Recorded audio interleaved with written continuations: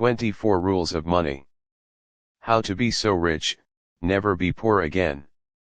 Written and published by Ngaslife. They lied to you. They told you to go to school, get good grades, find a stable job, and you'd be fine. They said, work hard and money will follow. They promised that if you just kept your head down and did what you were told, prosperity would find you. But here you are. Maybe you're working harder than ever, but your bank account doesn't show it. Maybe you're making decent money, but it slips through your fingers like water. Maybe you're tired of living paycheck to paycheck. Tired of saying, I can't afford it. Tired of watching others succeed while you stay stuck. Here's the truth nobody tells you. Money isn't about working harder. It's about knowing the rules. Think about it. Why do some people seem to attract money effortlessly while others struggle their entire lives? Why do some businesses explode while others fail in the first year? Why do some people retire at 40 while others can't retire at 70? It's not luck. It's not talent. It's not even about where you started. It's about understanding how money actually works.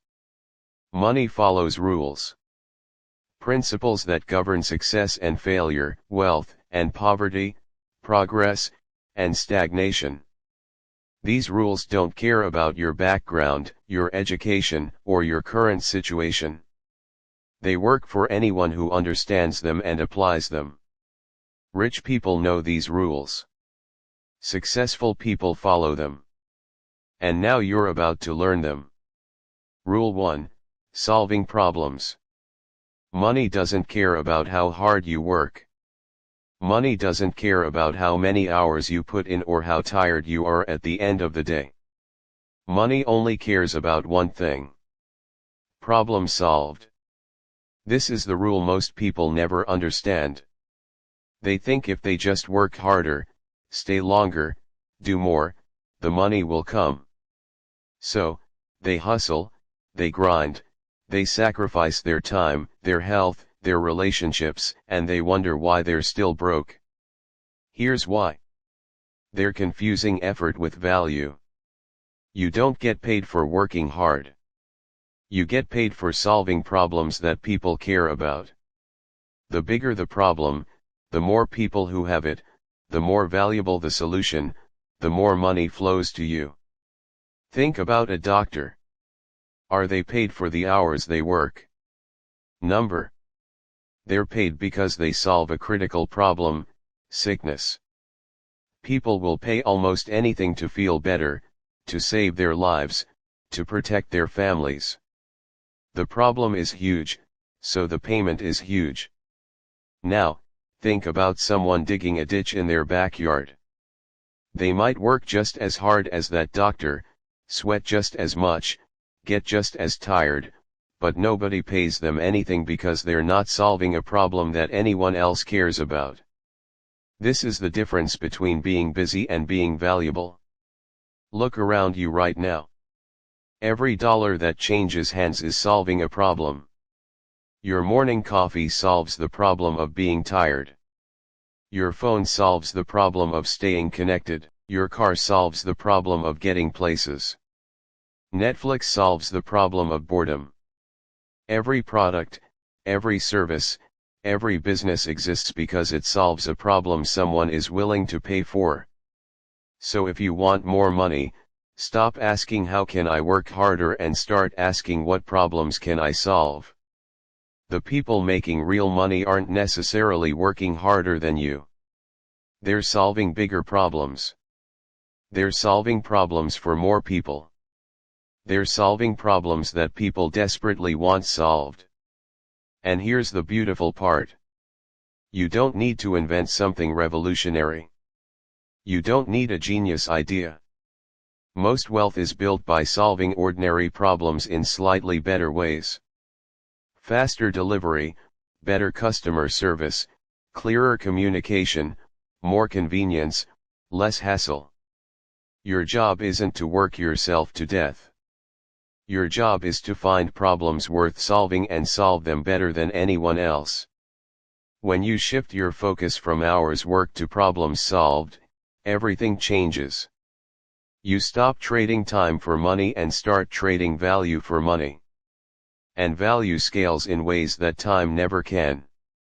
The question that changes everything: what problem do people have that I can solve better than anyone else? Answer that question and the money will follow. Rule 2: Patience. Everyone wants money now. They want the big house now, the nice car now, the vacation now, the lifestyle now. And because they want it all right now, they stay broke forever.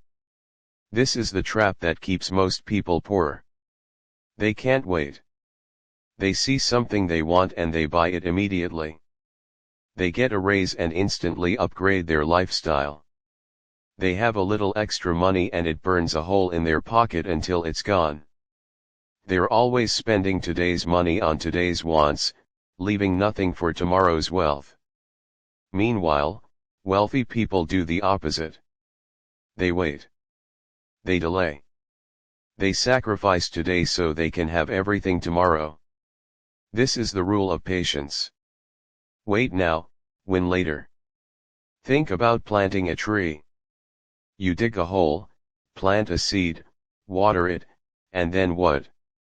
Nothing happens. Days pass, weeks pass, months pass. It looks like you wasted your time. Your neighbor who bought a plastic tree has shade right now while you're still staring at dirt. But you keep watering, you keep waiting, and then one day a sprout appears, then a sapling, then a small tree, and 20 years later, you're sitting under massive branches with fruit hanging down while your neighbor's plastic tree is cracked and faded in a landfill somewhere. That's how money works. Every dollar you don't spend today is a seed. Plant it. Let it grow. Stop digging it up to see if it's growing. Stop spending it because you're impatient. Just wait. The person who buys a new car every few years will always have car payments. The person who drives a used car for 10 years and invests the difference will eventually pay cash for any car they want and still have money left over. The person who needs the latest phone, the newest clothes, the trendiest restaurants, is always chasing the next thing, always broke, always stressed. The person who waits, who lives below their means, who delays gratification, builds wealth that compounds and grows and eventually gives them more freedom than any purchase ever could. Here's what nobody tells you. Being broke is expensive. When you have no savings, every emergency becomes a crisis. A broken car means debt. A medical bill means panic. You end up paying interest, fees, and penalties because you couldn't wait. You're always desperate, always paying more, always stuck. But when you can wait, when you have patience, everything gets cheaper. You can wait for sales. You can pay cash and negotiate. You can avoid interest and fees. You can make decisions based on what's smart, not what's urgent. Patience isn't just about saving money. It's about building a position of power. The person who can wait has options. They don't have to take the first job offer. They don't have to sell their investments during a downturn. They don't have to make desperate decisions. They can afford to be strategic because time is on their side. This is why the rich get richer. Not because they're smarter or luckier, but because they can afford to be patient. They can let investments grow. They can wait for the right opportunities. They can play the long game while everyone else is scrambling for quick wins. You want to know the secret to building wealth? It's boring. It's waiting. It's saying no to things you want today so you can say yes to everything you want tomorrow. It's eating at home instead of going out. It's driving your paid-off car another year. It's skipping the vacation this year to invest the money. It's not upgrading your phone. It's wearing last season's clothes. It's being invisible today so you can be unstoppable tomorrow. Most people can't do this. They see their friends buying things and they feel left behind. They see something on sale and convince themselves they're saving money by spending it. They mistake spending for success and wonder why they never get ahead. But you're different now. You know the rule. Wait now, win later. The question to ask yourself every time you want to buy something. Would I rather have this thing today or would I rather have freedom tomorrow? Choose freedom. Choose patience. Choose wealth. Rule 3. Small steps. People look at millionaires and think they did something massive, something dramatic, one big move that changed everything.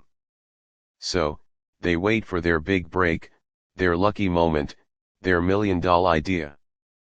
And while they're waiting, they do nothing. Here's the truth. Wealth isn't built in one big leap. It's built in 1,000 tiny steps.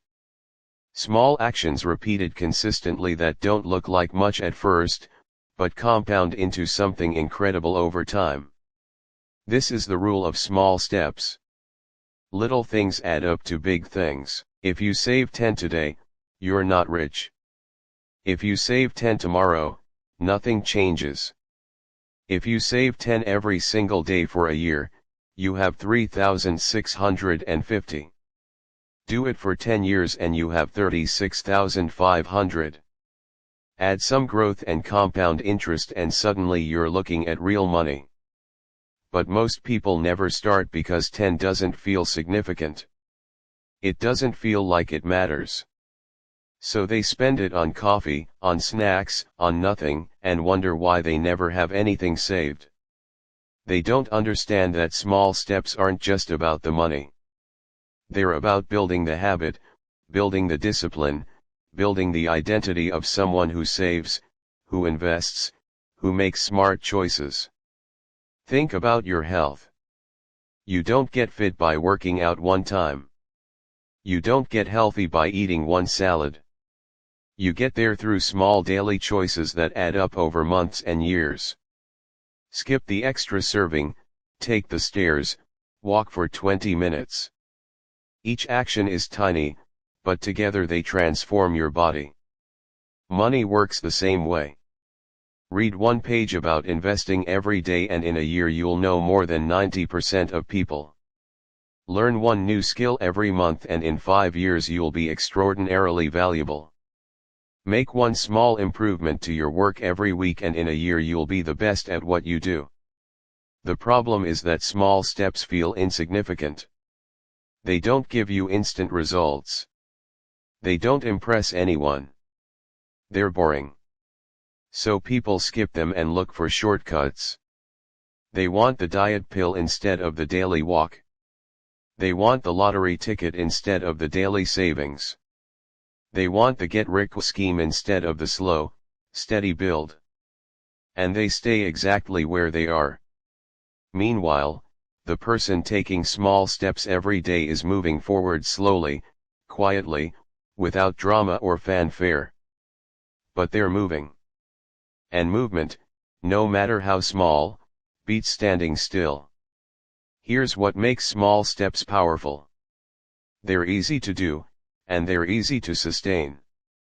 You can't save 5,000 today, but you can save 10. You can't become an expert overnight, but you can learn something new today. You can't transform your income in a week, but you can make one improvement right now. Small steps remove the excuse. You can't say you don't have time for 10 minutes. You can't say you can't afford 10. You can't say it's too hard to read one page. Small steps are accessible to everyone, which means everyone can start building wealth today. And here's the magic. Small steps compound. That 10 saved doesn't just sit there. It earns interest. That interest earns interest. That knowledge you gained opens new opportunities.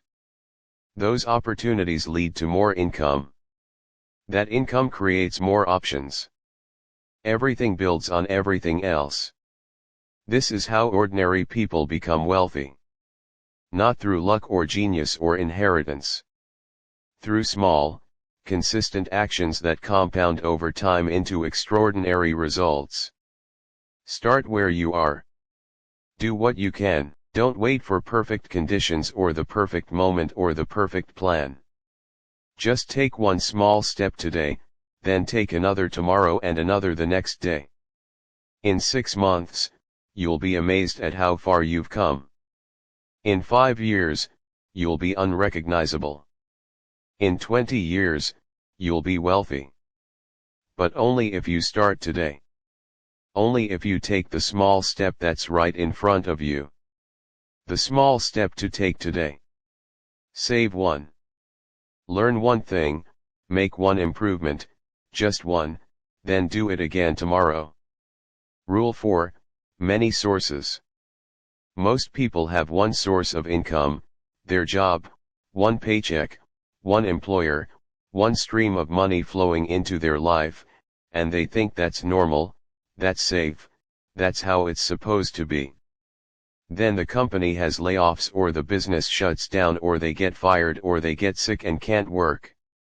And suddenly that one stream stops flowing and everything falls apart. This is the rule most people learn too late.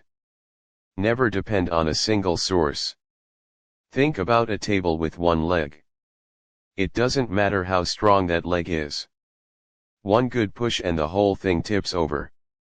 But a table with 4 legs, you can remove one and it still stands. Remove 2 and it's wobbly but functional. That's the difference between fragile and stable. Your income needs multiple legs. The wealthy understand this instinctively. They don't have one source of money. They have 5, 10, 20 different streams flowing in. Some big, some small, but all working together to create stability and abundance. They have their business. They have rental properties. They have investments that pay dividends. They have royalties from books or patents or licensing deals. They have side projects. They have consulting income. They have assets working for them 24 hours a day, even while they sleep. If one stream dries up, they barely notice. The others keep flowing. They're protected. They're secure. They're free. But here's what stops most people from building multiple income streams. They think it's too complicated. They think they don't have time. They think they need to be an expert in everything. So, they stick with their one job and hope nothing goes wrong. The truth is simpler than you think. You don't need 10 businesses. You don't need to be working 80 hours a week. You just need to start building one additional stream at a time. Maybe you have a skill you can freelance on weekends. Maybe you have a spare room you can rent out. Maybe you can buy one dividend-paying stock that sends you money every quarter. Maybe you can create something once that earns money repeatedly, like a digital product or online course. Each stream starts small. Maybe it's only 20 a month at first. That's fine. It's not about the amount. It's about having something separate from your job, something that proves you can create money in more than one way. Then you add another stream and another. Over time, those small streams grow. Some fail and you replace them. Some explode and become bigger than your job, but together they create something your job never can. Security and freedom. Here's what changes when you have multiple income streams. You stop being desperate. You can negotiate better at your job because you're not terrified of losing it. You can take risks because you have backup. You can walk away from bad situations because you have options.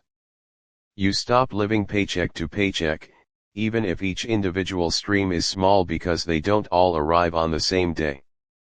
Money flows in throughout the month. Some weeks are better than others, but there's always something coming. This is how you break free from the job trap. Not by quitting your job before you're ready, but by building other streams while you still have the safety of steady income.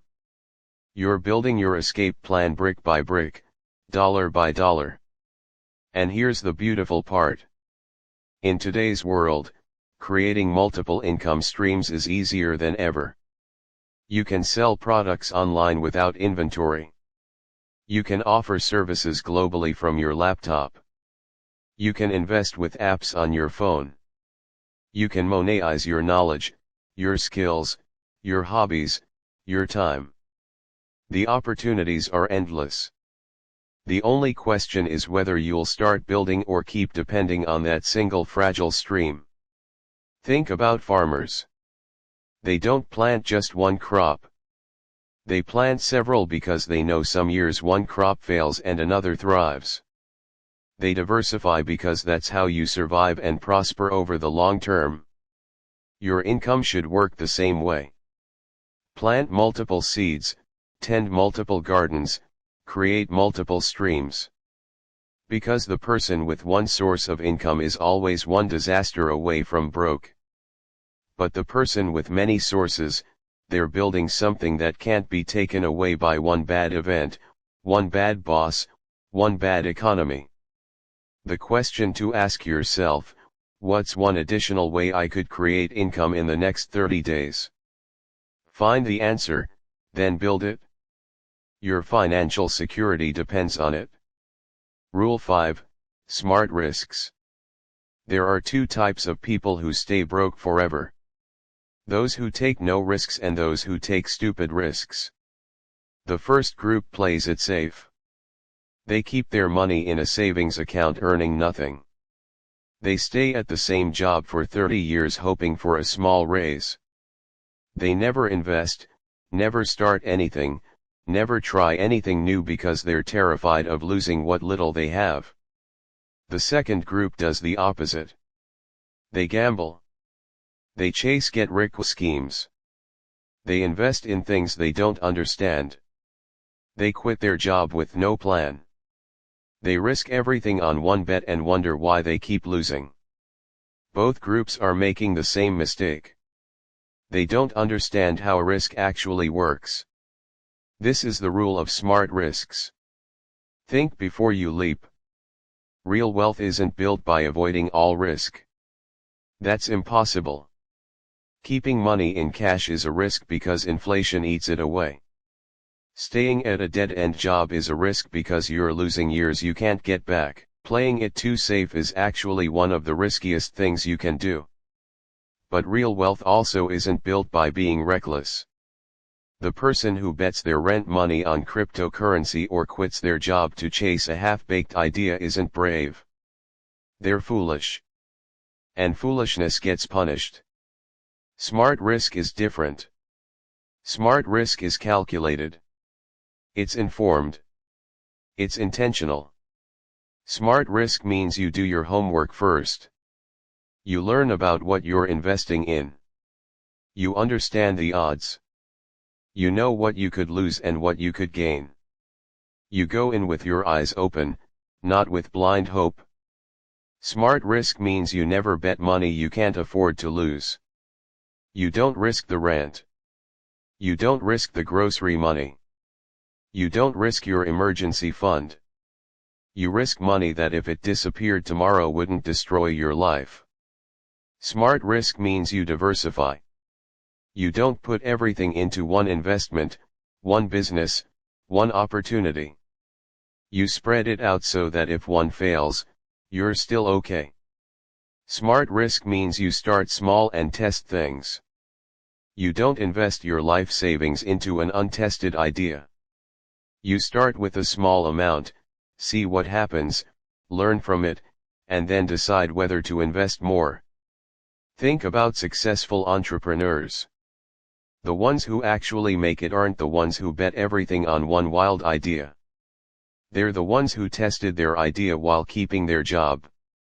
Who started small and grew gradually, who had backup plans and exit strategies, who calculated every move. They took risks, yes, but they were smart risks, measured risks, risks they could recover from if things went wrong. Here's what most people don't understand. Risk and reward are connected, but not in the way they think.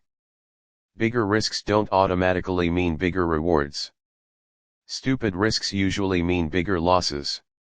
Smart, calculated risks are what create real rewards. When you understand what you're doing, when you're strategic, when you're prepared, the odds shift in your favor. You're not gambling anymore. You're making informed decisions. This applies to everything. Starting a side business is a risk, but doing it while you still have a job is smart. Investing in the stock market is a risk, but learning about it first and diversifying your investments is smart. Asking for a raise is a risk, but doing it after you've proven your value is smart. The key is knowing the difference between a smart risk and a stupid one. A stupid risk is based on hope, emotion, or desperation. A smart risk is based on knowledge, preparation, and logic. A stupid risk has no backup plan. A smart risk always has an exit strategy. A stupid risk could destroy you financially. A smart risk might set you back temporarily, but won't ruin your life. A stupid risk ignores warning signs. A smart risk pays attention to red flags and adjusts accordingly. The wealthiest people in the world are risk takers, but they're not reckless gamblers. They calculate, they prepare, they protect themselves, they take risks that have favorable odds and manageable downsides. You need to do the same. You can't play it completely safe and expect to build wealth, but you also can't be reckless and expect to survive. Find the middle ground. Take calculated risks. Do your research. Start small. Protect your downside. Learn as you go. Build your risk tolerance gradually. The person who never risks anything stays exactly where they are forever. The person who risks everything usually loses it all. But the person who takes smart risks, they move forward, they grow, they build wealth. The question to ask before taking any risk: what's the worst that could happen and can I handle it? If the answer is yes and the potential reward is worth it, take the risk. If the answer is no, walk away and find a smarter opportunity. Rule 6, always learning. Your income has a ceiling, and that ceiling is determined by one thing: what you know. You can work harder, you can work longer hours, you can hustle and grind until you're exhausted. But if you're not learning, if you're not growing, if you're not constantly upgrading what you know, your income will hit a wall and stay there. This is the rule that separates people who grow wealthy from people who stay stuck. The more you learn, the more you earn. Think about it. The person who knows more about their industry gets promoted. The person who learns new skills gets better opportunities. The person who understands money makes better financial decisions. The person who keeps learning keeps growing their value in the marketplace. But most people stop learning the day they finish school. They think education is something that happens in classrooms and ends with a diploma. So they stop reading. They stop studying. They stop growing. And then they wonder why their income never grows either. Here's the truth. School taught you how to memorize and take tests. It didn't teach you how to make money. It didn't teach you how to invest. It didn't teach you how to negotiate. It didn't teach you how to build a business or manage people or sell or market or think strategically. All the things that actually create wealth, you have to teach yourself. And the beautiful part is that you can. Everything you need to know is available. Books, videos, podcasts, courses, articles, mentors. Most of it is free or incredibly cheap. The only question is whether you'll take the time to learn it. Wealthy people read, not fiction for entertainment, though that's fine, too. They read books that teach them something. Books about business, money, psychology, marketing, leadership, investing. They read biographies of successful people to understand how they think. They study their field constantly to stay ahead. They know that one idea from one book can change everything. One concept can unlock a new income stream. One strategy can save them thousands. One skill can make them irreplaceable. Poor people watch TV. Wealthy people read books. It's that simple. But learning isn't just about books. It's about being curious. It's about asking questions. It's about paying attention to how successful people operate. It's about learning from your mistakes instead of repeating them. It's about seeking feedback even when it's uncomfortable. Every person you meet knows something you don't. Every experience teaches something if you're paying attention. Every failure contains lessons if you're willing to examine it honestly. The person who never learns stays doing the same work at the same level for the same pay forever. They become replaceable because anyone can do what they do. They have no leverage, no options, no growth. But the person who never stops learning, they become more valuable every single year. They develop skills that set them apart. They understand things others don't. They see opportunities others miss.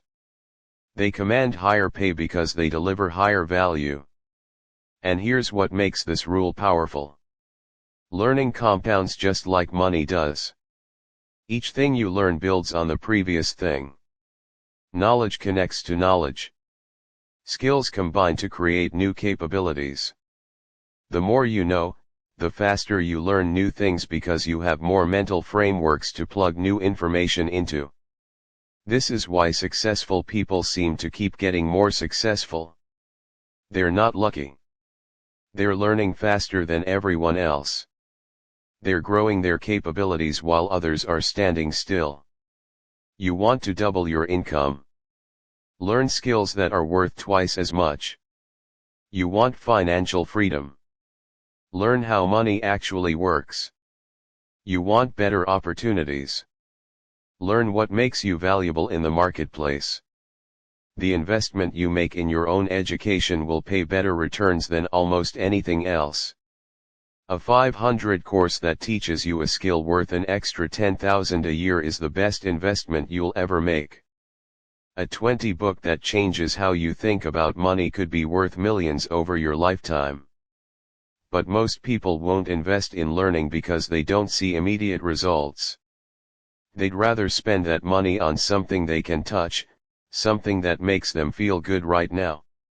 So they stay exactly where they are while the people who invest in learning move ahead. Don't be that person. Be someone who's always learning, always growing, always getting better. Read for 30 minutes every day.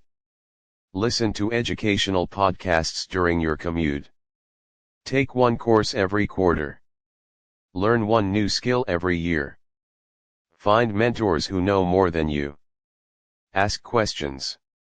Stay curious. Make learning a habit, not an event. Not something you do when you feel like it, but something you do every single day as naturally as eating or sleeping. Your future income is being created right now by what you're learning today.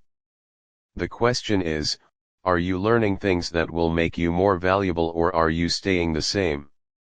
The action to take today: buy one book about money, business, or a valuable skill. Then actually read it. Your education is your responsibility now. Make it your priority. Rule 7, Good company. Show me your friends and I'll show you your future. This isn't just a saying. It's one of the most powerful rules of money that nobody talks about. The people you spend time with are either lifting you up or dragging you down. There's no neutral ground. If your friends are broke, you'll stay broke. If your friends complain about money, you'll complain about money. If your friends have no ambition, you'll have no ambition. Not because you're weak, but because humans are wired to match the people around them. This is the rule of good company. Choose your friends wisely. Think about the 5 people you spend the most time with. Add up their income and divide by 5. That number is probably very close to your income. Now look at their attitudes about money, their habits, their goals, their work ethic. You'll see yourself reflected back. This happens unconsciously. You pick up their vocabulary. You adopt their beliefs. You mirror their behaviors. If they think rich people are evil, you'll think that, too. If they believe success requires luck, you'll believe that, too. If they spend every dollar they make, you'll do the same. Your environment shapes you more than your willpower ever could. This is why poor people often stay poor even when they get money.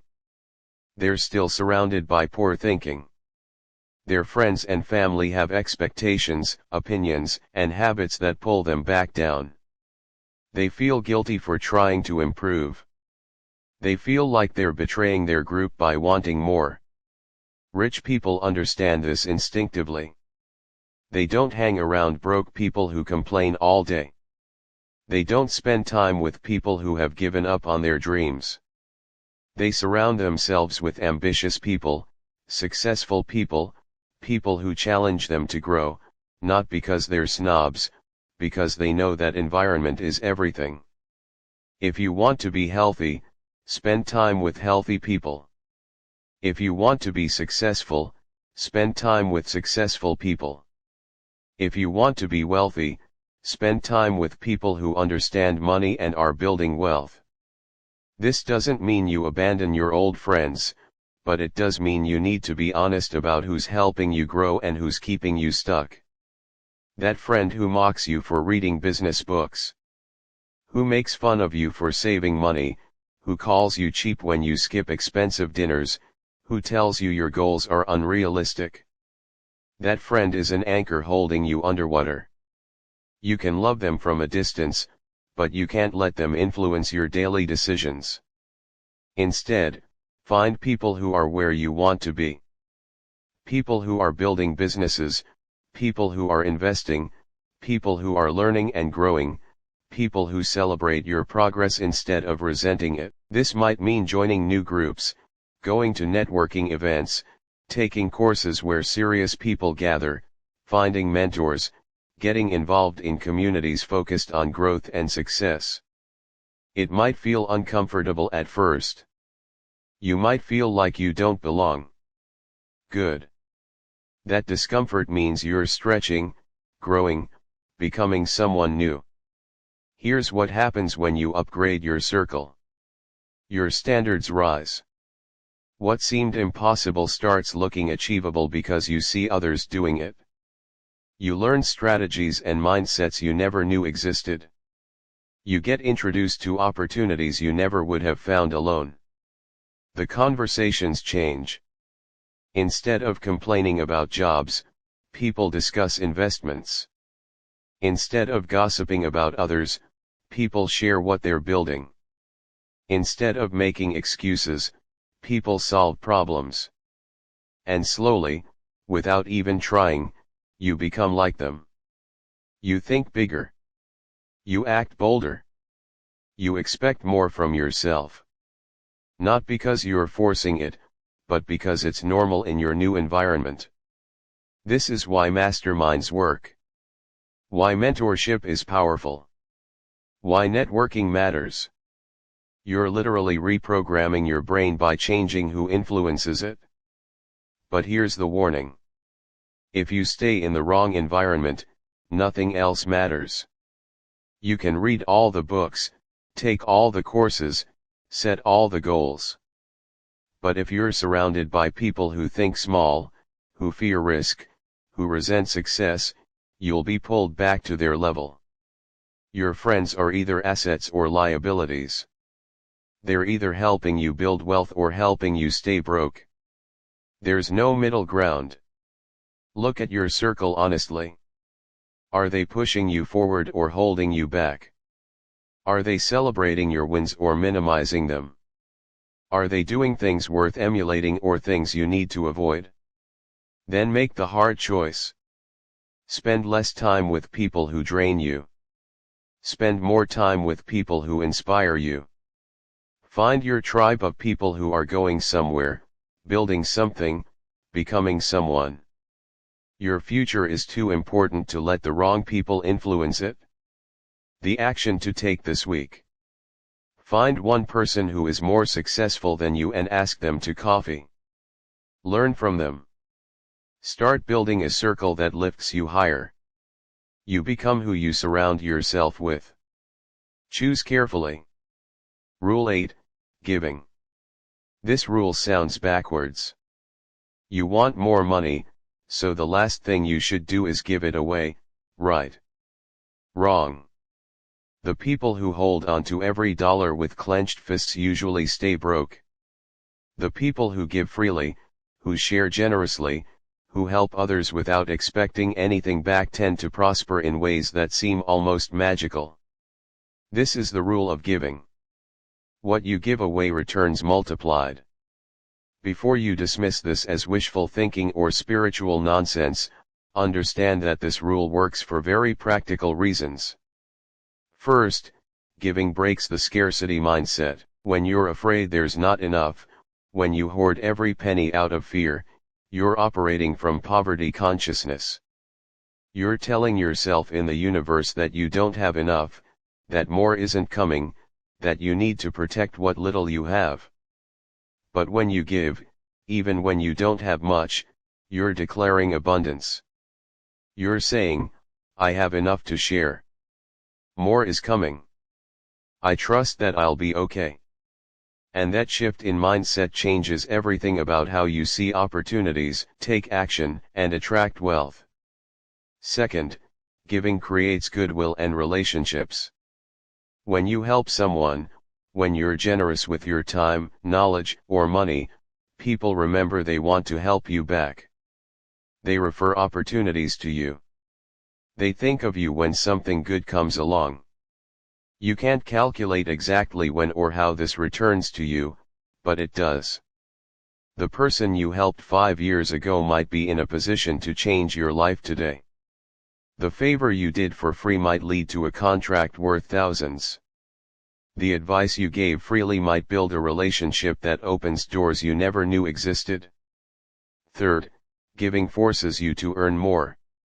If you commit to giving 10% of your income, you can't just earn the same amount forever. You're motivated to increase your income because you want to give more. Generosity creates a positive pressure to grow. Think about the wealthiest people in the world. Almost all of them are massive givers. They donate millions, sometimes billions, and somehow they keep getting richer. Not despite their giving, but partially because of it. Giving keeps money flowing. Money is like water. It needs to move. When you dam it up, when you hoard it, it stagnates. When you let it flow through you, more flows in to replace it. But here's the key. Give without expectation. Don't give to get. Don't give and then sit around waiting for your reward. Give because it feels right. Give because someone needs help. Give because you remember what it's like to struggle and you want to make someone's path easier. Give to causes you believe in. Give to people who are trying to improve their lives. Give to organizations doing good work. Give tips generously. Give your time and knowledge freely to those who are genuinely trying to learn. Start small if you need to. If you're broke, give one. Give your time. Give encouragement. Give advice. Give help. The amount doesn't matter as much as the habit of giving. As your income grows, grow your giving proportionally. If you give 10% when you make $30,000, give 10% when you make 300,000. Don't let increased income make you stingy. Here's what you'll notice. The more you give, the less stressed you feel about money. There's a weird peace that comes with generosity. You stop operating from fear and start operating from abundance. And that mental shift alone is worth more than whatever you gave away. You'll also notice opportunities appearing, not because giving is magic, but because givers attract other givers. Generous people want to work with generous people. They trust them. They refer them. They include them in opportunities. Meanwhile, the takers, the hoarders, the stingy people who nickel and dime everything. People avoid them. Nobody wants to help someone who never helps others. Nobody wants to do business with someone who's always trying to get something for nothing.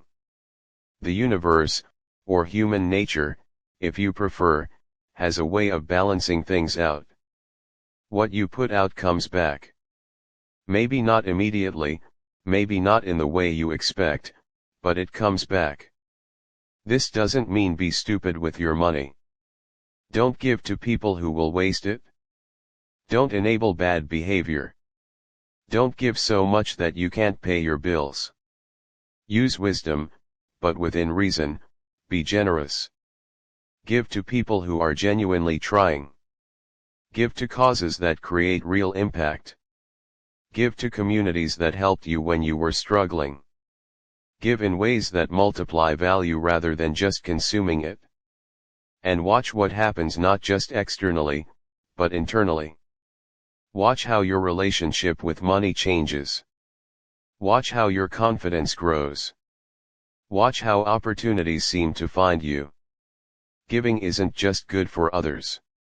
It's one of the smartest financial strategies you can employ because it transforms you into the kind of person who attracts wealth rather than repels it.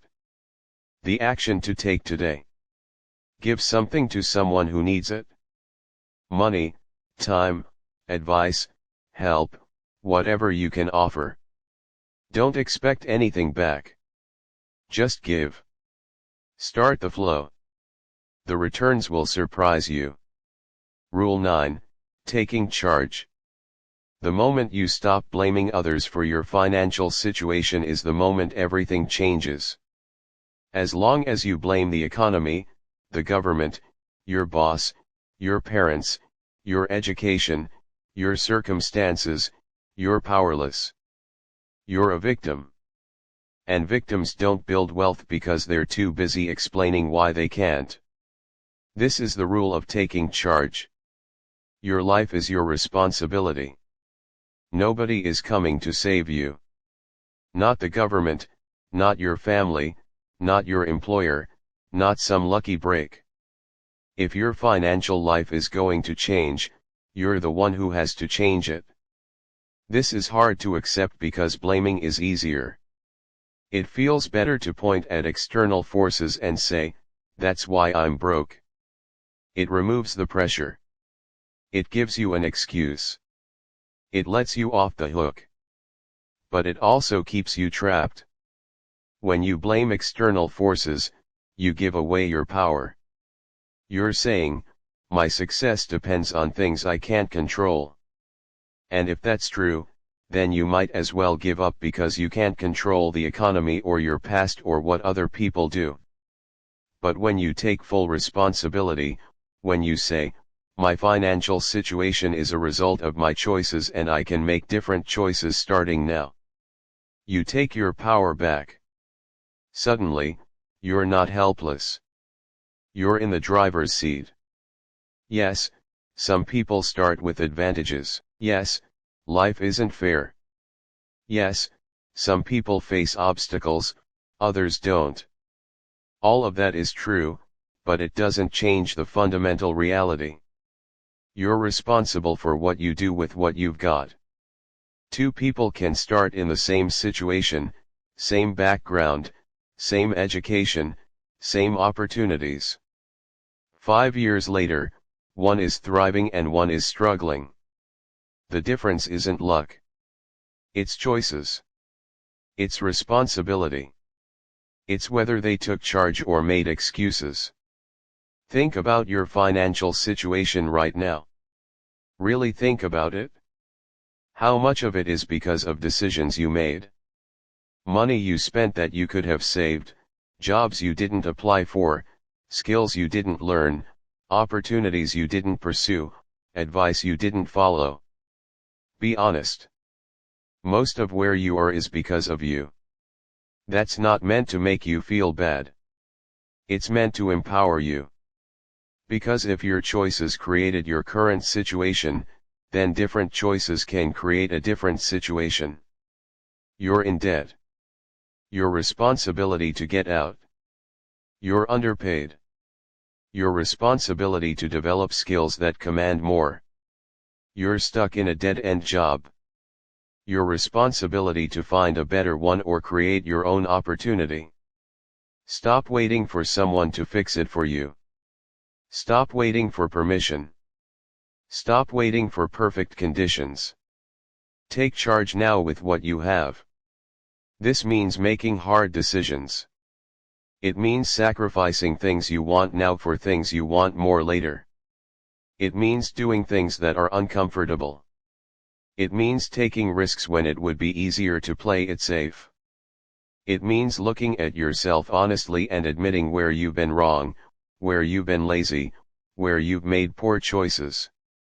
Not to beat yourself up, but to learn and do better. Taking responsibility doesn't mean you can't ask for help. It doesn't mean you have to do everything alone. It just means you own your situation and you're committed to improving it regardless of what anyone else does or doesn't do. The poor mindset says, I can't because, and then lists all the reasons why circumstances are holding them back. The wealth mindset says, how can I? And then finds a way forward despite the circumstances. Same situations, different responses, different results.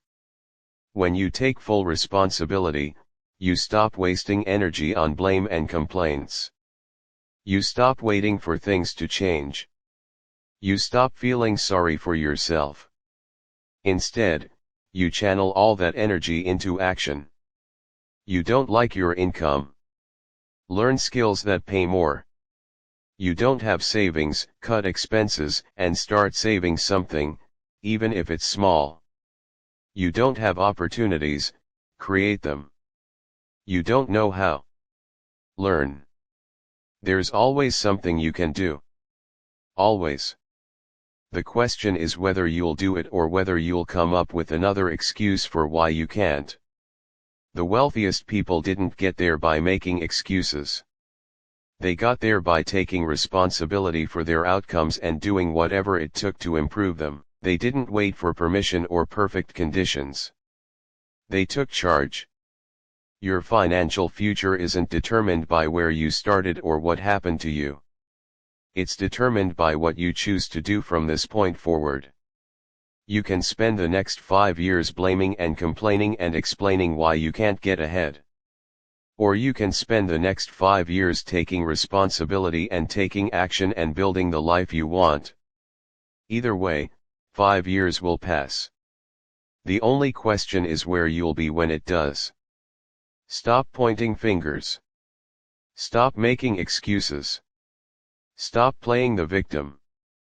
Take charge of your financial life like the adult you are. This is your life, your money, your responsibility. Own it. The question to ask yourself, what's one thing I've been blaming others for that I could actually take responsibility for and change? Answer it honestly, then take action today. Rule 10, Protecting your energy. Time is money. You've heard that before, but there's something even more valuable than time, your energy. You can have all the time in the world, but if you're exhausted, distracted, and depleted, that time is worthless. You won't think clearly. You won't make good decisions, you won't take action, you'll just exist, barely getting by. This is the rule most people ignore until it's too late. Guard your time like treasure. Your energy, mental, physical, emotional, is your most limited resource. Everything you accomplish requires it. Every decision you make drains it. Every interaction either adds to it or takes from it. Rich people understand this instinctively. They protect their energy ruthlessly. They say no to most things. They avoid energy vampires. They structure their lives to preserve their capacity to think, create, and execute. Poor people give their energy away freely. They say yes to everything. They let anyone interrupt them. They spend hours on things that don't matter. They wonder why they're always tired and never getting ahead. Think about your typical day. How much of your energy goes to things that actually move you forward? And how much gets wasted on distractions, drama, and things that don't matter? Social media alone steals hours of potential from millions of people every single day. You open it for just a minute, and suddenly 30 minutes are gone. That's 30 minutes you could have spent learning something, building something, or earning something. Instead, you spent it scrolling through other people's lives while yours stays the same. Television is another energy drain. You come home tired and collapse in front of the screen for 3 hours.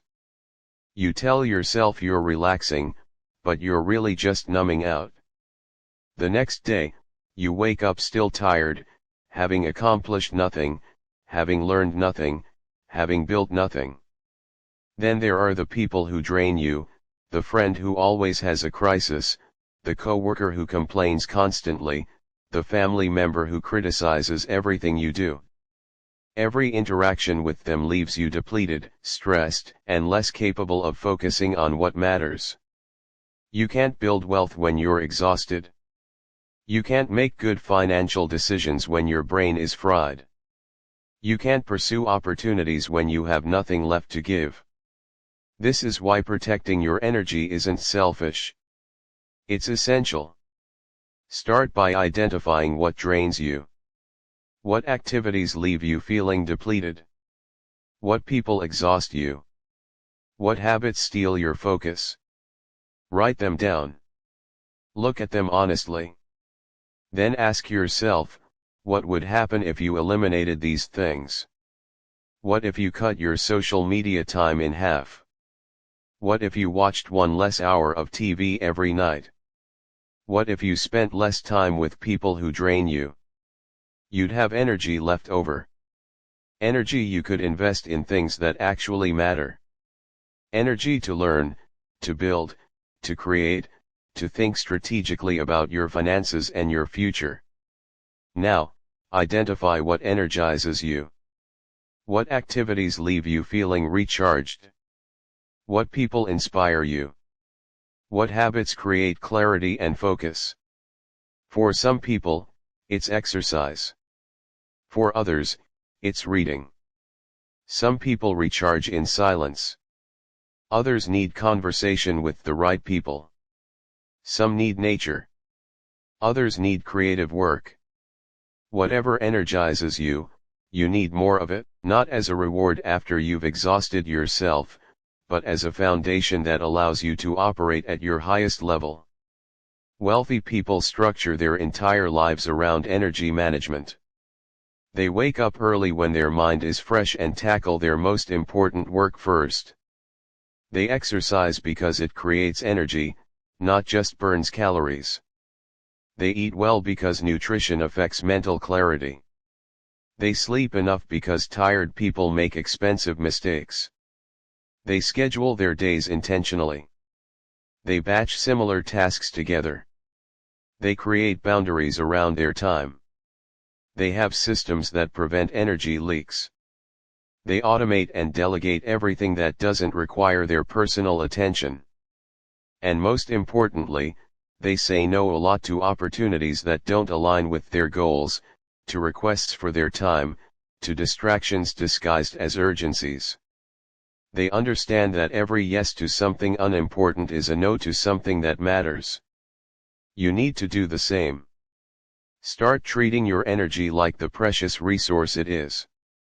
Stop giving it away to things and people that don't deserve it. Turn off notifications. Set boundaries with people who drain you. Cut back on activities that numb you instead of energizing you. Protect your sleep. Eat food that fuels you. Move your body. Create space for deep thought. The hour you spend planning your week will save you 10 hours of wasted effort. The morning routine that energizes you will make you twice as productive.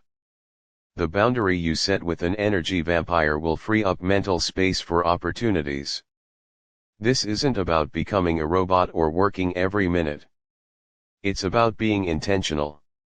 It's about investing your limited energy in things that create returns instead of wasting it on things that create nothing. Your financial success is directly tied to how well you manage your energy. Tired people don't build wealth. Distracted people don't seize opportunities. Depleted people don't have the capacity to think strategically or act decisively. Protect your energy like your wealth depends on it, because it does. The action to take this week. Identify your biggest energy drain and eliminate or reduce it. Replace that time with something that energizes you. Your energy is your wealth. Guard it ruthlessly. Rule 11, knowing what people want. You can have the best product in the world, but if nobody wants it, you'll make nothing. You can work harder than anyone, but if you're working on the wrong things, you'll stay broke. You can be incredibly talented, but if that talent doesn't solve a problem people care about, it's worthless in the marketplace. This is the rule that separates successful people from struggling people. Find out what's needed and provide it. Most people approach money backwards. They think about what they want to do, what they're interested in, what they think is cool, and then they try to make money from it, and they're shocked when nobody buys. Smart people do the opposite. They look at what people are already buying. They identify problems people are desperately trying to solve. They find gaps in the market where demand exists, but supply is weak. Then they provide exactly what's needed. It's not about you, it's about them. Your customers don't care about your passion or your dreams or how hard you worked. They care about their problems and whether you can solve them. That's it. That's the whole game. Think about any successful business. What are they really selling? Not products, solutions, not features, results, not stuff. Transformation. Apple doesn't sell phones. They sell status, simplicity, and belonging to a tribe. Starbucks doesn't sell coffee. They sell a comfortable space and a small daily luxury. Nike doesn't sell shoes. They sell the feeling of being an athlete. They understand what people actually want, not just what they say they want. People say they want to save money, but they spend extra for convenience. They say they want quality, but they buy based on how something makes them feel. They say they want information, but they buy entertainment. Your job is to understand the gap between what people say they want and what they actually pay for. This requires listening, watching, paying attention to where money flows. What are people complaining about? What problems keep coming up? What are they willing to pay premium prices for? Where are businesses thriving and why? The opportunities are everywhere once you start looking. Every complaint is a business idea. Every inconvenience is a potential service. Every gap between expectation and reality is a chance to create value. But most people don't look. They create what they want to create and then try to convince people to buy it. They fall in love with their idea and ignore the market's feedback. They blame customers for not understanding instead of adapting to what customers actually want. Here's the reality. The market is always right. If people aren't buying, it's not because they're stupid or cheap or don't appreciate quality. It's because you're not offering what they actually want in a way they're willing to pay for. This doesn't mean you have to abandon your interests or passions. It means you need to find where your interests intersect with market demand. Where what you enjoy doing solves problems people will pay to have solved. Love cooking. People need meal prep services, catering, food blogs, recipe books, cooking classes. Love writing. People need copywriters, content creators, ghost writers, editors. Love organizing. People need professional organizers, productivity consultants, system builders. The key is understanding what version of your skill the market actually wants and will pay for. Sometimes it's not the skill itself, but how you package it. A fitness trainer struggling to get clients might thrive by specializing in a specific niche. Busy executives, new mothers, people recovering from injuries, same skills, different positioning, completely different results. You also need to understand timing and trends. What's growing? What's declining? Where is demand increasing? Technology creates new problems constantly, which means new opportunities for solutions. Remote work exploded, creating demand for home office equipment, video conferencing tools, productivity software, and co-working spaces. People got health conscious, creating markets for organic food, fitness apps, and wellness coaching. Each trend creates waves of opportunity for those paying attention. But here's the trap. Don't just chase trends. Understand underlying human needs that persist regardless of trends. People always need to eat, sleep, feel safe, be entertained, connect with others, solve problems, save time, avoid pain, and feel good about themselves. Trends change how these needs are met, but the needs themselves don't disappear. The person who understands fundamental human psychology will always find opportunities. Even as specific markets shift, start paying attention differently. When you see a successful business, ask yourself what need they're really meeting. When you see people spending money, ask what problem they're solving. When you hear complaints, ask what opportunity they represent. Stop creating in a vacuum. Test your ideas quickly and cheaply. Ask potential customers what they'd actually pay for. Watch what they do, not just what they say. Adjust based on feedback.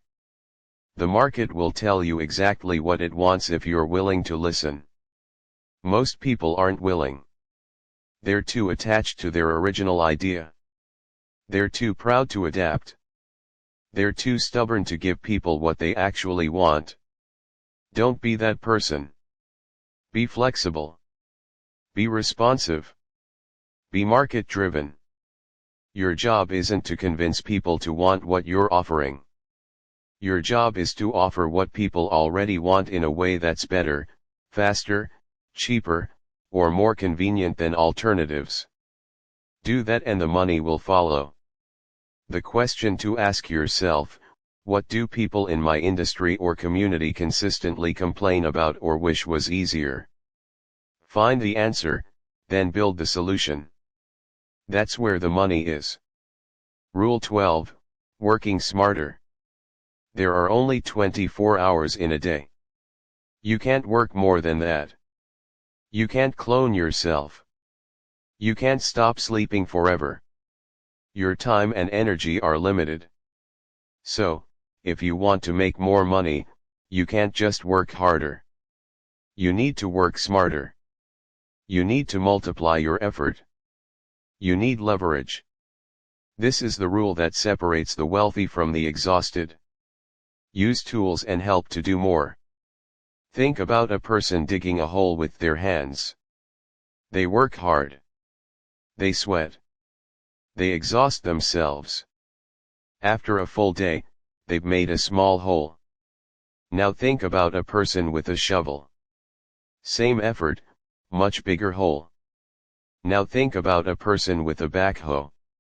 Same time, a massive hole. Same hours worked, completely different results. That's leverage. Wealthy people understand this instinctively. They're not working harder than you. They're using leverage to multiply their effort. They're using tools, systems, people, and money to accomplish what would be impossible alone. Poor people trade time for money directly. 1 hour of work equals 1 hour of pay.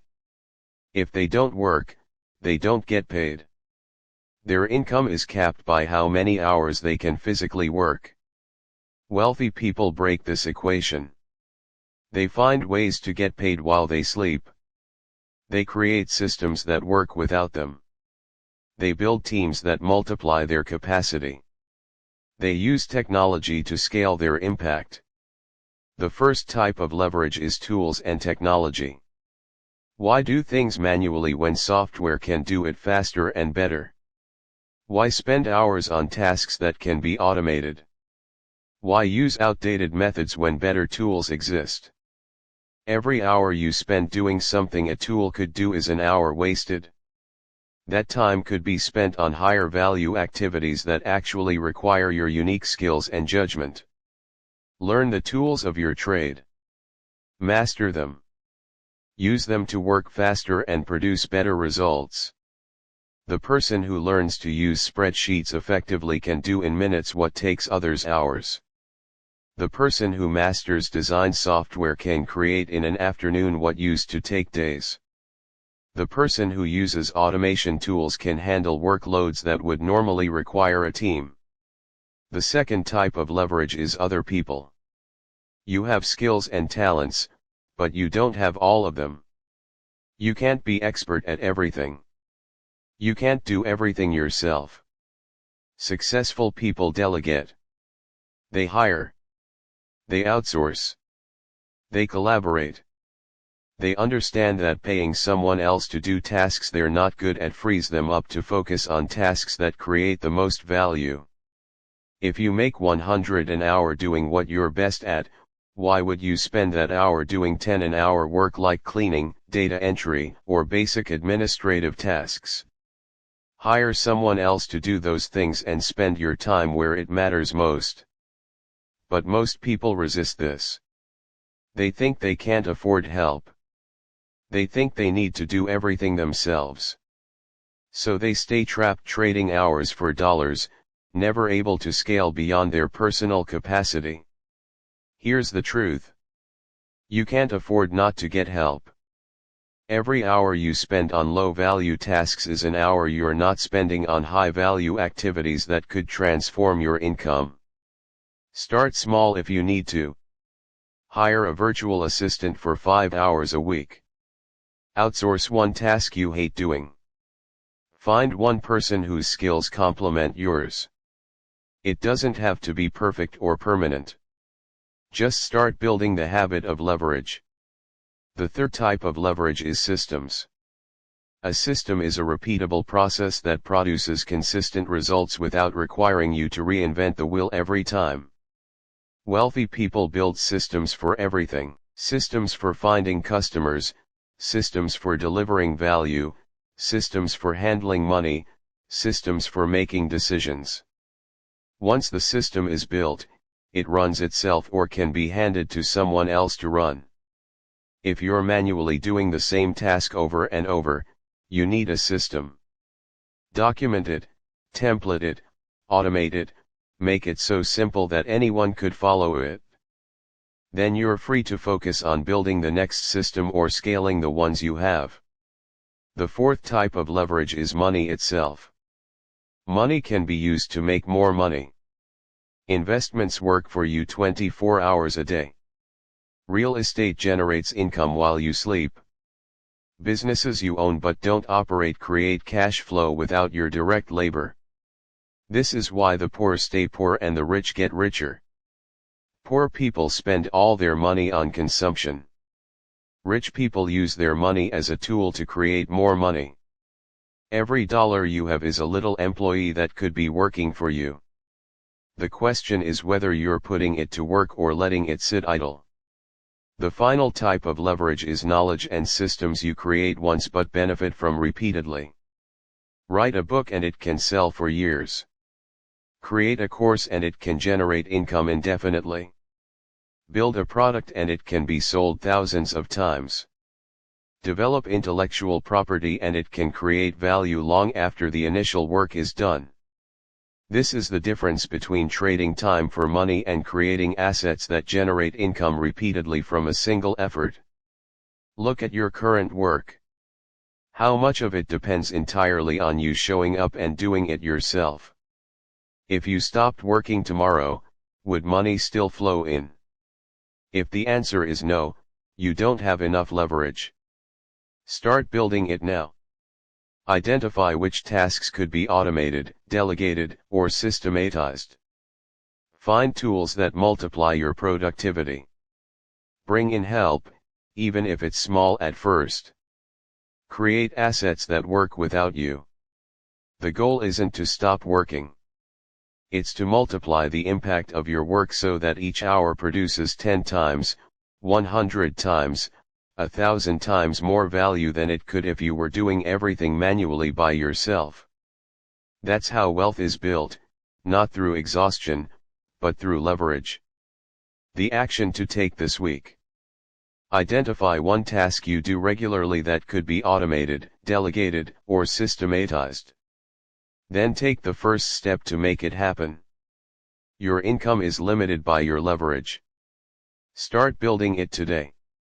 Rule 13. Learning from mistakes. Failure is expensive.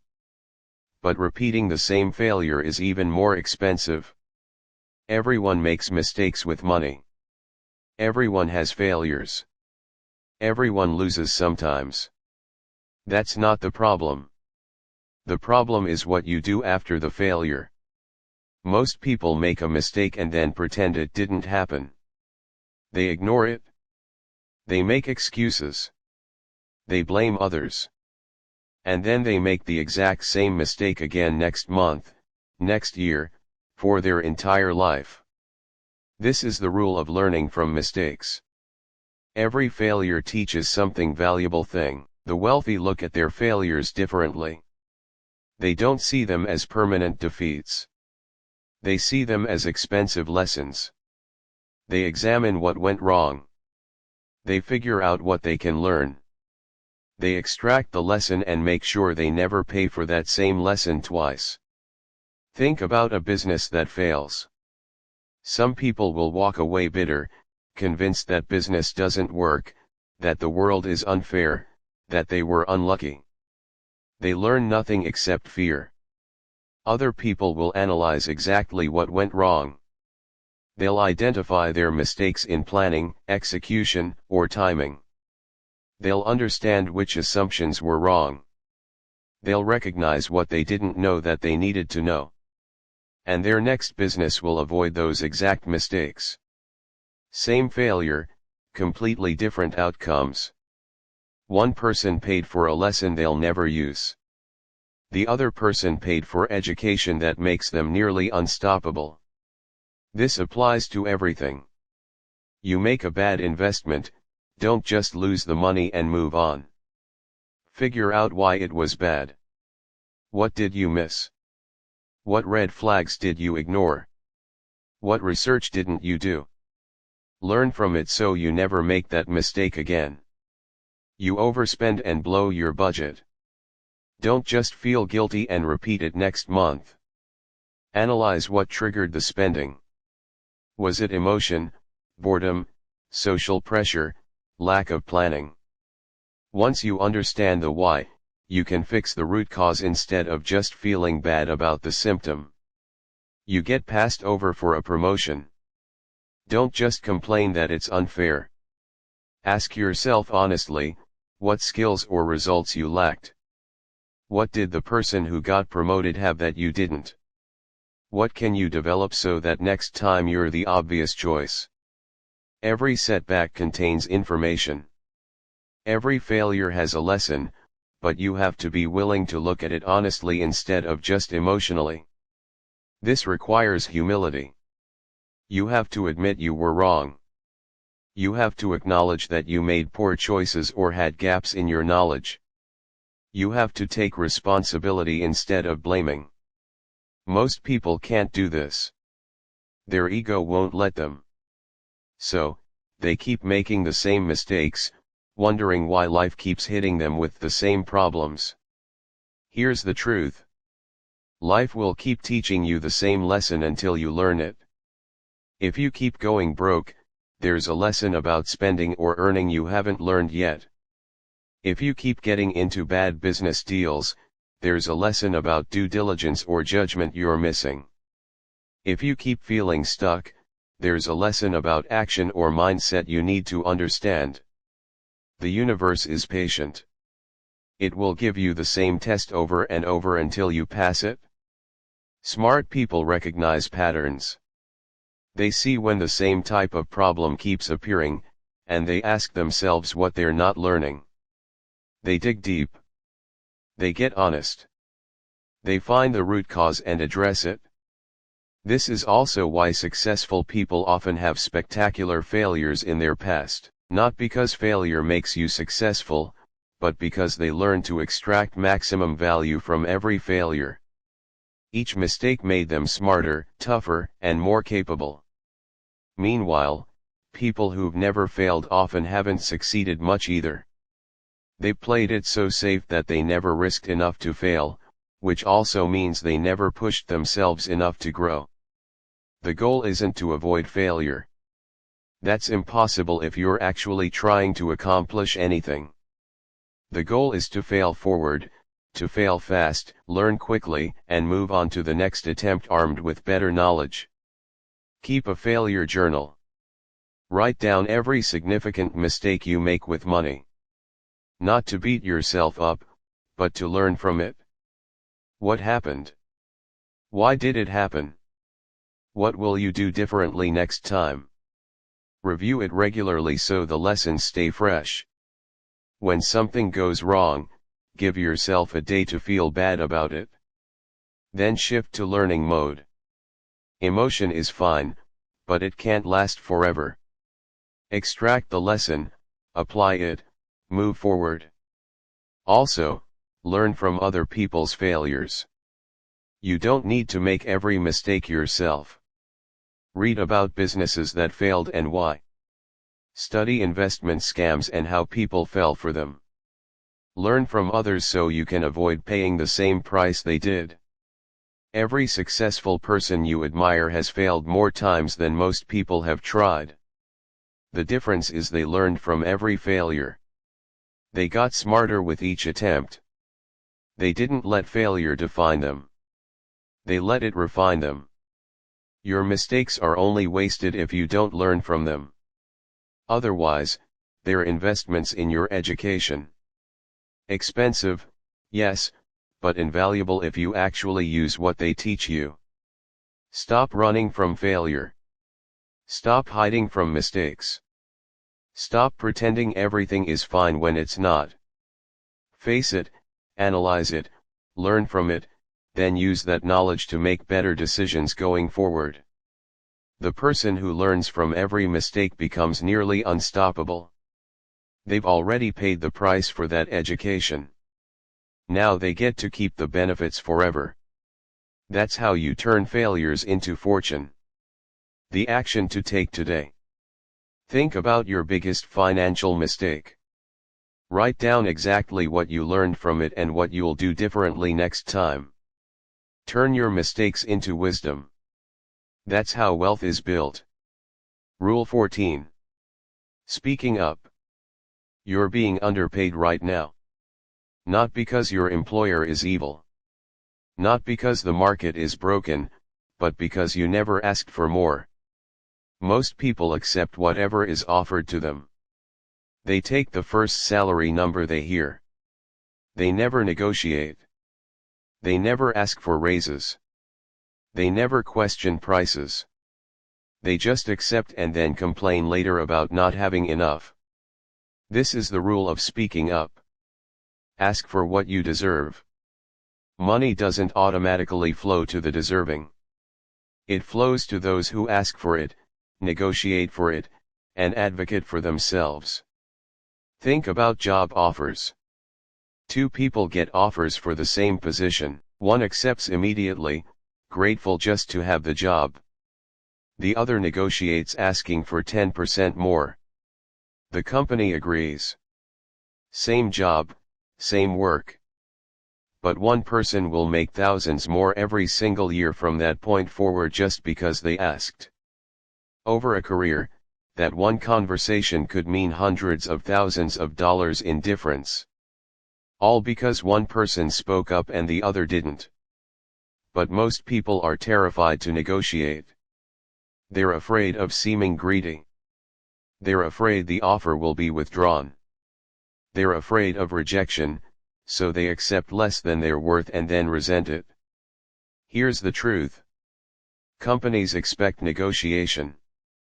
They often make initial offers below what they're actually willing to pay, knowing that good candidates will negotiate. If you don't negotiate, you're leaving money on the table that was yours for the asking.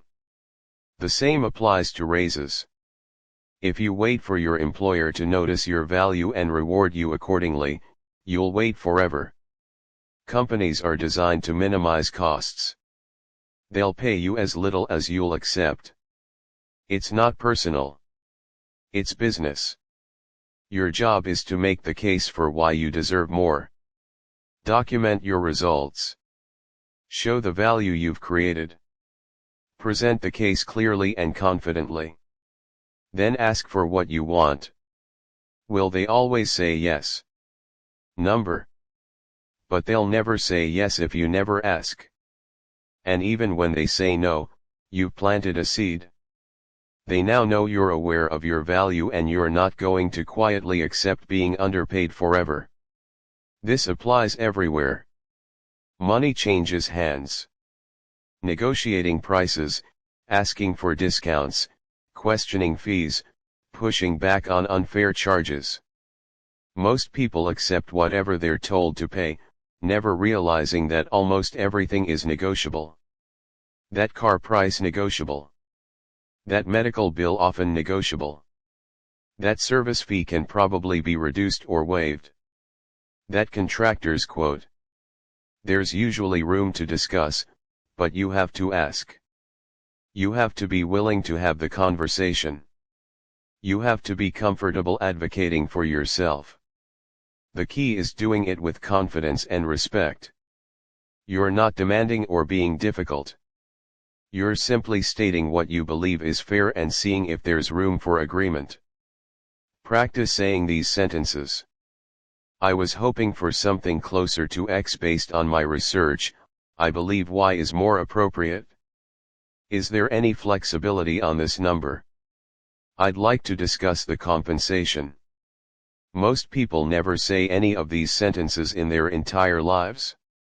They just accept whatever is offered and wonder why they're always broke. Here's what changes when you start speaking up. You realize that asking doesn't hurt as much as you feared. You discover that people often say yes when you thought they'd say no. You learn that confidence in your value creates respect, not resentment. And even when the answer is no, you're better off. You know you tried. You don't spend years wondering what if. You don't build resentment about being underpaid when you never actually ask to be paid more. Speaking up also applies to saying no. No to bad deals. No to people trying to take advantage of you. No to requests for your time or money that don't serve you. People will take as much as you let them. If you never push back, they'll keep pushing. If you never set boundaries, they'll keep crossing them. If you never stand up for your interests, nobody else will either. This doesn't mean being aggressive or rude. It means being clear about what works for you and what doesn't. It means stating your needs and standing firm on your boundaries. The person who never speaks up gets walked over. They get underpaid, overcharged, and taken advantage of. Not because people are evil, but because people naturally push until they hit resistance. If there's no resistance, they keep pushing. Your job is to provide that resistance, to speak up, to advocate for yourself, to make it clear what you will and won't accept. This feels uncomfortable at first. You might shake. Your voice might waver. That's normal.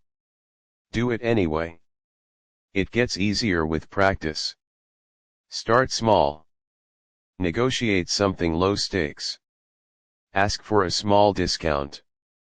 Question a charge on your bill. Push back on something minor.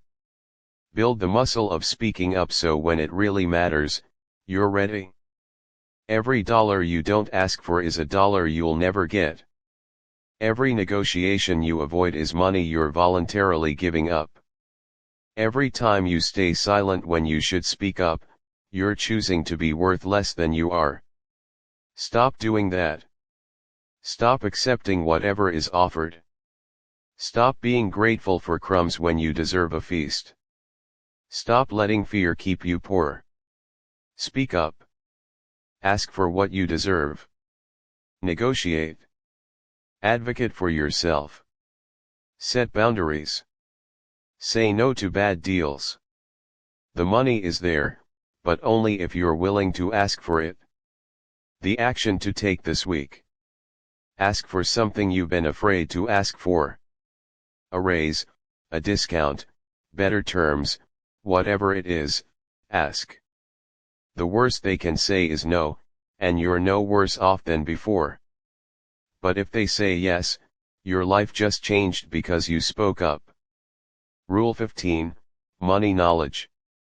You can work hard your entire life and still die broke if you don't understand how money actually works. Most people know how to earn money.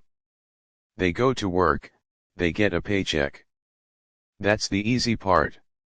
What they don't know is how to keep it, grow it, protect it, and make it work for them. This is the rule of money knowledge. Learn how money works.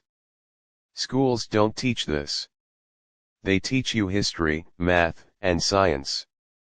But they never teach you about taxes, investing, compound interest, inflation, or how to build wealth. You graduate knowing how to analyze Shakespeare, but not how to read a balance sheet. So, most people learn about money the hard way through mistakes, debt, and decades of struggle. Or they never learn at all and wonder why they're still broke at 60. You need to fix this now before you waste more years making expensive mistakes that better knowledge would have prevented. Start with the basics. Understand the difference between assets and liabilities. An asset puts money in your pocket. A liability takes money out. Your house payment is a liability. A rental property that cash flows is an asset. Your car is a liability. Investments that generate income are assets. Wealthy people buy assets. Poor people buy liabilities and think they're assets. Understand compound interest. It's either working for you or against you. When you invest, compound interest makes your money grow exponentially over time. A small amount invested early becomes a fortune later. When you carry credit card debt, compound interest destroys you. The interest charges compound and suddenly you owe twice what you borrowed. Albert Einstein supposedly called compound interest the most powerful force in the universe. Whether he said it or not, it's true. Understand it? Use it to your advantage. Learn about taxes. Most people have no idea how taxes actually work. They think everyone pays the same rate on all their income. They don't understand deductions, credits, tax-advantaged accounts, or the difference between earned income and passive income. Rich people pay accountants and tax professionals because they know that understanding taxes can save them thousands or even millions. Poor people do their own taxes with free software and miss opportunities that would have paid for professional help many times over. You don't need to become a tax expert, but you need to know enough to ask smart questions and make informed decisions. Know what's deductible. Know what accounts save you taxes. Know the difference between tax-deferred and tax-free. Know when it makes sense to pay for professional advice. Understand inflation. Your money loses value every year. If you're keeping everything in cash or a savings account earning almost nothing, inflation is eating your wealth. You're getting poorer in real terms even though your account balance looks the same. This is why investing isn't optional. If you want to build wealth, you need returns that outpace inflation or you're moving backwards no matter how much you save. Learn about different investment vehicles, stocks, bonds, real estate, businesses, index funds, retirement accounts. What are they? How do they work? What are the risks? What are the potential returns? What are the tax implications? You don't need to be an expert in everything, but you need basic literacy. You need to understand enough to make informed decisions and to know when you need expert help. Most importantly, learn to spot scams and bad deals. If something promises guaranteed high returns with no risk, it's a scam. If someone is pressuring you to invest immediately without time to think, it's probably a bad deal. If you don't understand how an investment makes money, don't invest in it. Financial illiteracy costs people everything. They fall for get-rich schemes. They invest in things they don't understand. They make decisions based on emotion instead of knowledge. They trust the wrong people. They lose years of savings and preventable mistakes. Don't be that person. Invest time in learning before you invest money in anything. Read books about personal finance, not get-rich-quick books, real books by people who understand money and can teach it clearly. Start with the basics and build from there. Follow reliable financial educators. Listen to podcasts. Watch educational videos. Take courses if they're from reputable sources. Learn from people who have the results you want. And teach in a way you can understand. But be careful. The financial education industry is full of people selling false hope and bad advice. Look for educators who emphasize fundamentals over shortcuts, who acknowledge risks instead of just promising rewards, who have track records of actually building wealth, not just teaching about it. Ask questions. When someone offers financial advice, ask how they know. What's their experience? What are their credentials? Do they profit from the advice they're giving you? Are they selling something? True financial education empowers you to make your own informed decisions. It doesn't pressure you into buying specific products or following one path. It gives you knowledge and lets you apply it to your situation. Make financial education a priority. Spend 30 minutes a day learning about money. In a year, you'll know more than 90% of people. In 5 years, you'll be financially literate enough to build serious wealth.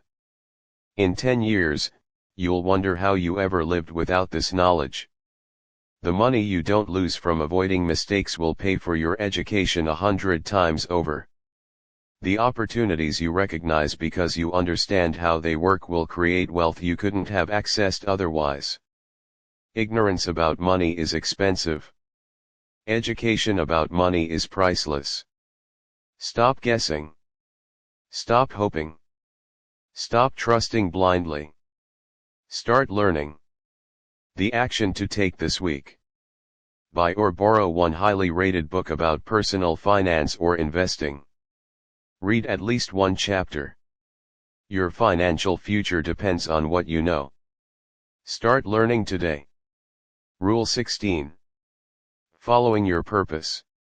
Money without meaning is empty.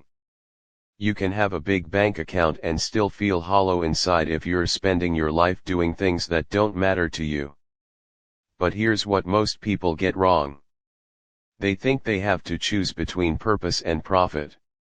They believe that meaningful work doesn't pay well and that making good money requires selling your soul. This is the rule of following your purpose. Do what matters to you. The truth is more nuanced.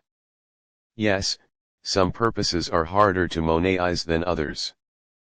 But with creativity and strategy, almost any meaningful pursuit can become financially sustainable, and more importantly, when you're doing work that matters to you, you bring an energy and commitment that makes success far more likely.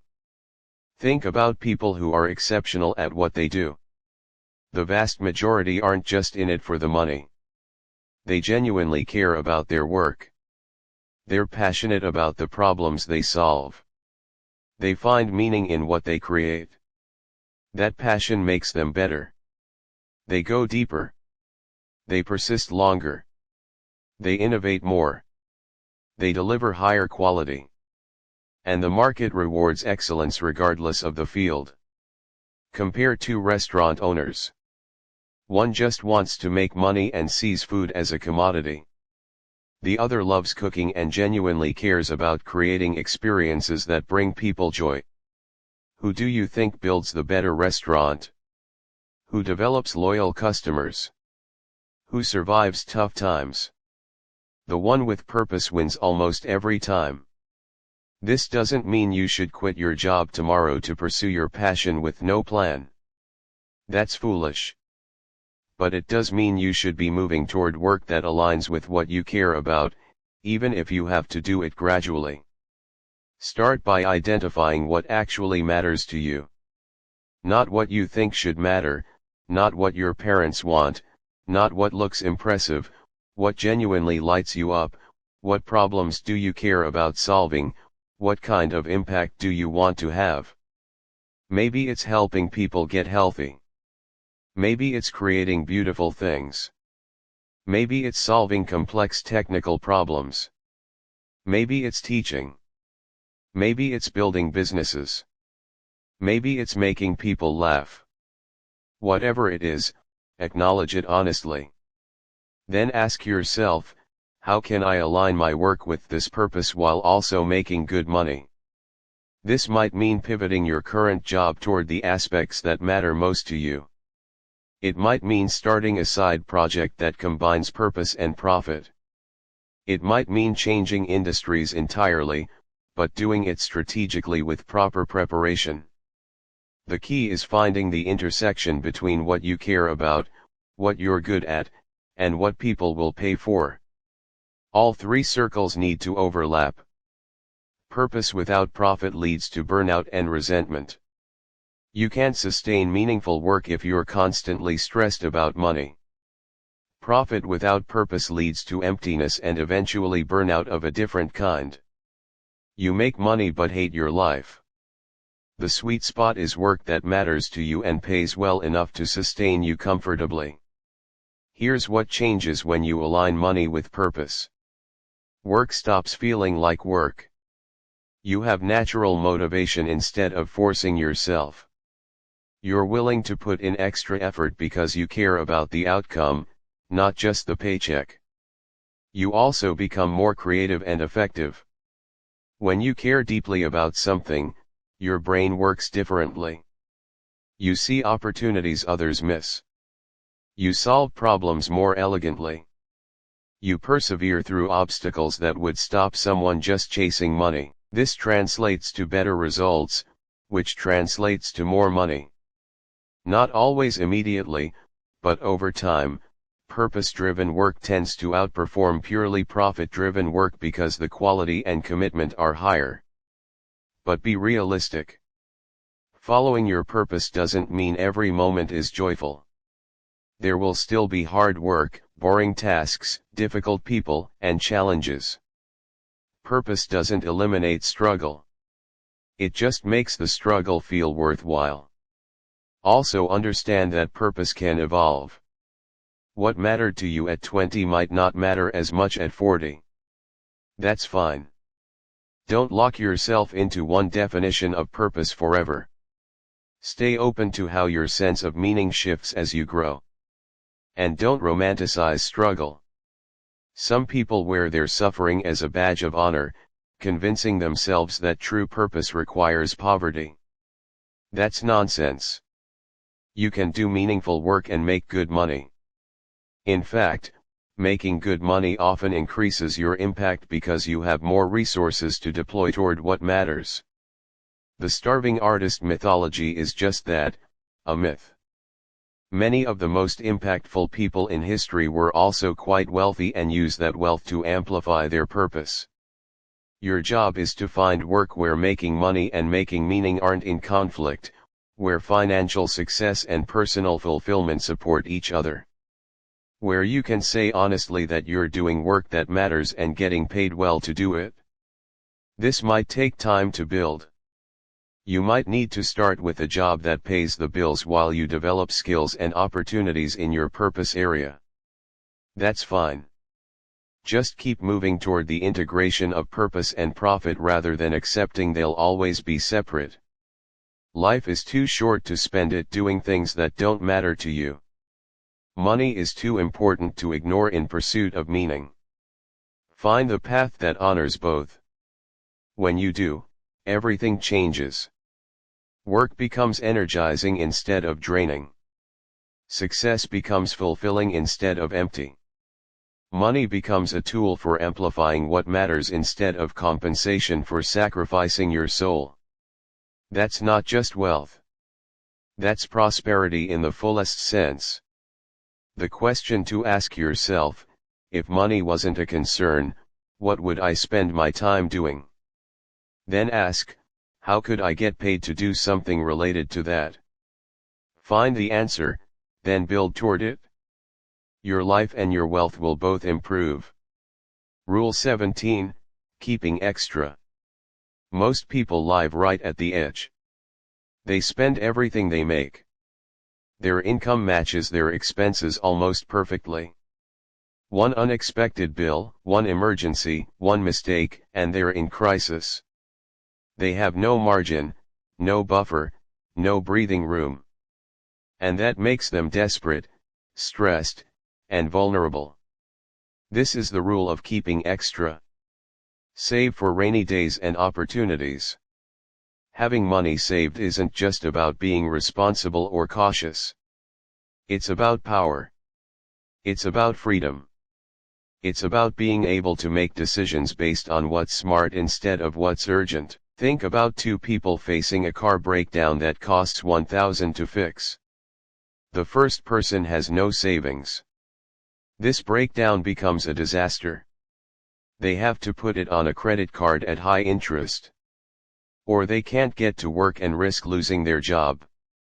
Or they have to borrow from family and feel embarrassed, or they have to choose between fixing the car and paying rent. The second person has savings. The breakdown is annoying but not a crisis. They pay for the repair. Life continues. No stress. Same problem, completely different experience. That's the power of margin. But savings do more than just protect you from disasters. They enable you to seize opportunities. The best deals are almost always available to people who can pay cash now. The best investments often require immediate capital. The best job opportunities sometimes require you to move or take a temporary pay cut to invest in your future. If you have no savings, you can't take advantage of any of these opportunities. You're forced to watch them pass by while people with margin grab them. The person with savings can negotiate better. They can walk away from bad deals because they're not desperate. They can wait for the right opportunity instead of taking the first one. They can afford to be strategic. This is why the rich get richer, not because they're lucky, but because they have the financial margin to capitalize on opportunities that poor people can't access even when they see them. So, how much should you save? Start with 1 month of expenses as your first goal. That's your basic emergency fund. Once you hit that, go for 3 months, then 6 months. Some people build up to a year or more. The exact number depends on your situation. If you have a stable job and low fixed costs, 3 months might be plenty. If your income is unpredictable or you have dependents, you might want 6 to 12 months. The key is having enough that you're not one crisis away from disaster. But here's where most people struggle. They know they should save, but they never do. There's always something to buy, some reason to spend, some excuse for why this month isn't the right time to start. This is why you need to pay yourself first. Before you pay bills, before you buy anything, before you do anything else with your money, transfer a set amount to savings.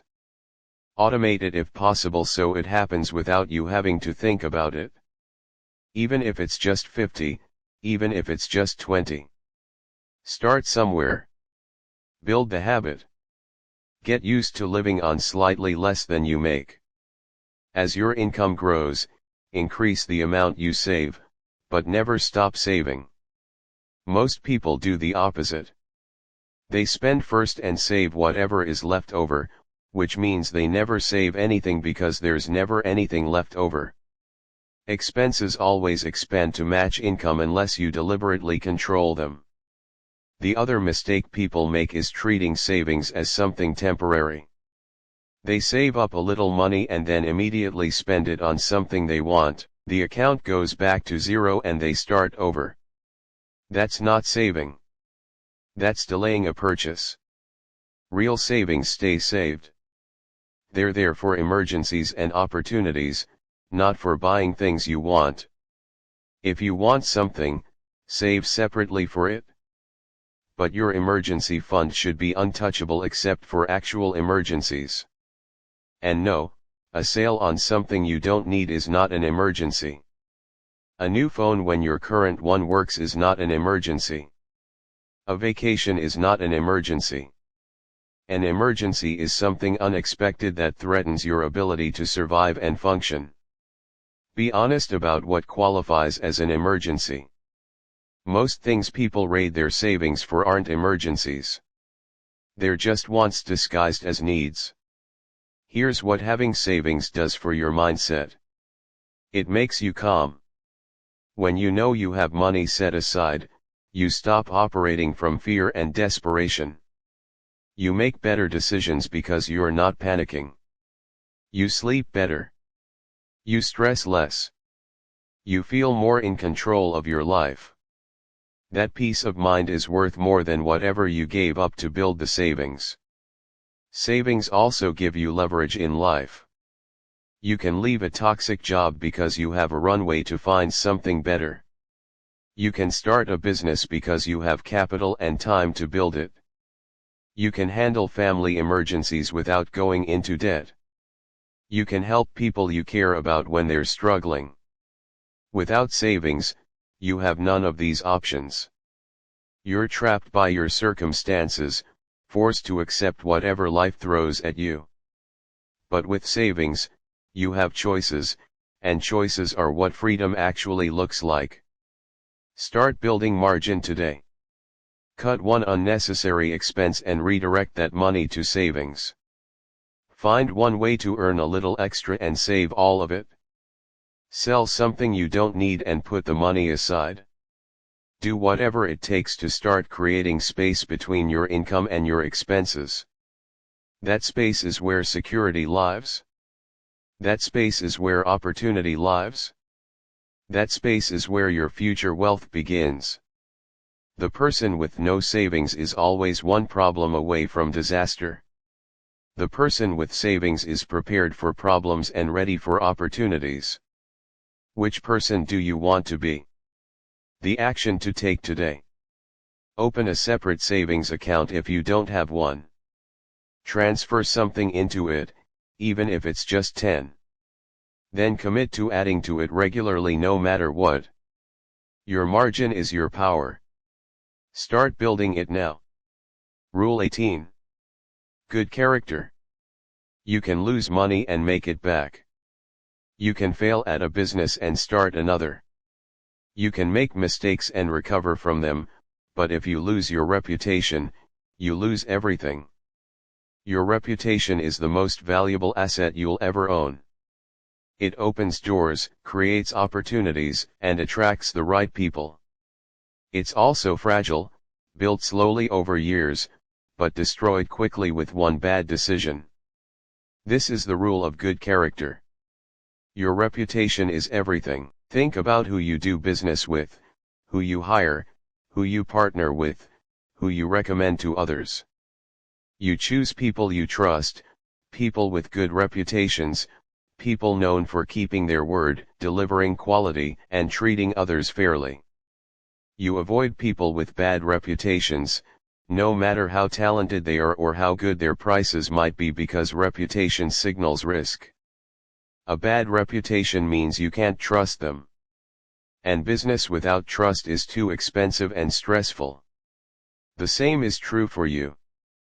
People are watching. They're forming opinions about your character based on how you handle money, how you treat others, whether you keep your promises, and how you behave when things go wrong. Every interaction is either building your reputation or damaging it. Every decision is either proving you're trustworthy or showing you're not. There's no neutral ground.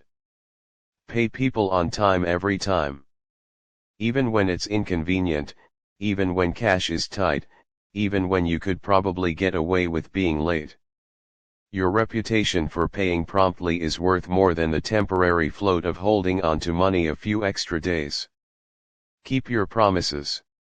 If you say you'll do something, do it. If you can't do it, communicate early and honestly. Don't make excuses. Don't ghost people. Don't leave people wondering if you'll follow through. The person who keeps their word becomes rare and valuable. Everyone wants to work with them because they know what to expect. Opportunities flow to them because they're reliable. Deliver more than you promise. Under-promise and over-deliver is more than just a saying. It's a reputation-building strategy. If you say you'll have something done by Friday, finish it by Thursday. If you commit to a certain quality, exceed it. Make people glad they chose you. Admit mistakes quickly. Don't hide them. Don't blame others. Don't make excuses. Just own it. Apologize if necessary and fix it. People respect honesty and accountability. They lose respect for people who can't admit when they're wrong. Treat everyone with respect, not just people who can help you. Everyone. The way you treat waiters, assistants, janitors, and people who can't do anything for you reveals your true character, and people notice. The receptionist you were rude to might become a decision maker at the company you want to work with. The junior employee you dismissed might become your boss someday. The person you ignored might turn out to be connected to everyone you want to meet. You never know who's watching or who might matter later. More importantly, how you treat people when there's nothing to gain shows who you really are. Character isn't what you do when people are watching. It's what you do when nobody's watching. Don't cheat. Don't steal. Don't lie. Not even small lies. Not even when you think you can get away with it. Not even when everyone else is doing it. The temporary gain is never worth the permanent damage to your reputation. Eventually, things come out. The lie gets discovered. The shortcut gets exposed. The corner you cut catches up to you. And when that happens, the damage is often irreversible. People have long memories for betrayal. One act of dishonesty can override years of good behavior. Nobody wants to give a second chance to someone who violated their trust. Be generous but fair. Help people when you can. Share credit. Acknowledge others' contributions. Don't take advantage of people's trust or desperation. Price your services fairly. Don't gouge people just because you can. The person known for fairness attracts opportunity. People want to work with them because they know they won't be taken advantage of. The person known for greed might make money short-term but loses opportunities long-term. Handle conflicts with integrity. Don't badmouth people behind their backs. Don't burn bridges. Don't seek revenge. Even when you're right and the other person is wrong, handle it with class. You're building a long-term reputation, not winning a short-term argument. The way you handle difficult situations often matters more than how you handle easy ones. Build genuine relationships, not transactional connections. Care about people beyond what they can do for you. Remember details about their lives. Follow up. Show up.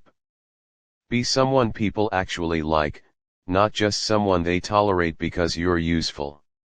Your network is part of your reputation. If you're known as someone who only reaches out when you need something, people avoid you. If you're known as someone who genuinely cares and stays in touch, people want to help you. Reputation compounds just like money. Each positive interaction builds on the previous ones. Each kept promise reinforces your reliability. Each act of integrity adds to your credibility. Over time, you become known as someone people can trust, and that reputation becomes your most powerful asset. Doors open before you knock. People want to work with you. Opportunities find you instead of you having to chase them. But it only takes one major breach of trust to destroy what took years to build. Guard your character like your life depends on it. Because financially it does. In the long run, the people with the best reputations win. They get the best opportunities, the best partnerships, the best deals, not because they're the smartest or most talented, but because people trust them. Be that person. Build that reputation. Protect it fiercely. The question to ask yourself: if someone who knows me well was asked to describe my character and integrity, what would they say? Be honest. If the answer isn't what you want it to be, start changing it today. Your reputation is being written right now with every decision you make. Rule 19. Rolling with change. The world changes. Markets shift. Industries evolve. Technology disrupts. What worked yesterday might not work tomorrow. What made you money last year might be obsolete next year. You can complain about it, resist it, and cling to the old ways. Or you can adapt, evolve, and thrive.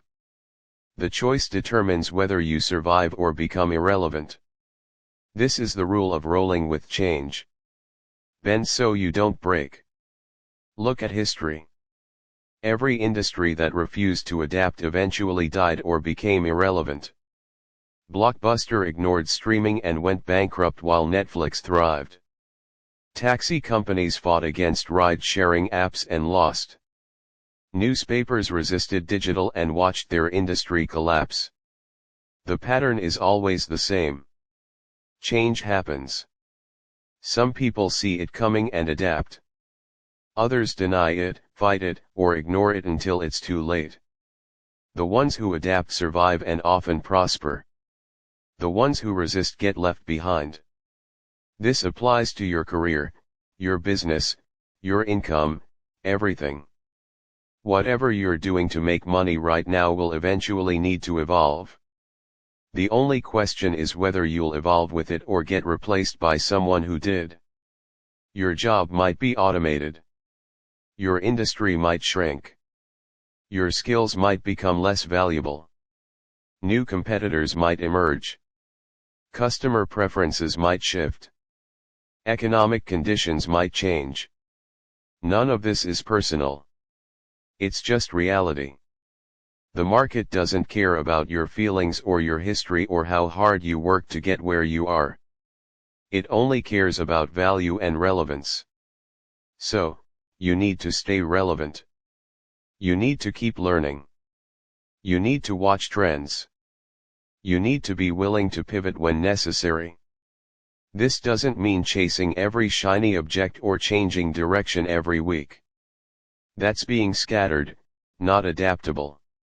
It means paying attention to what's actually changing in your field and being willing to adjust your approach when the evidence is clear.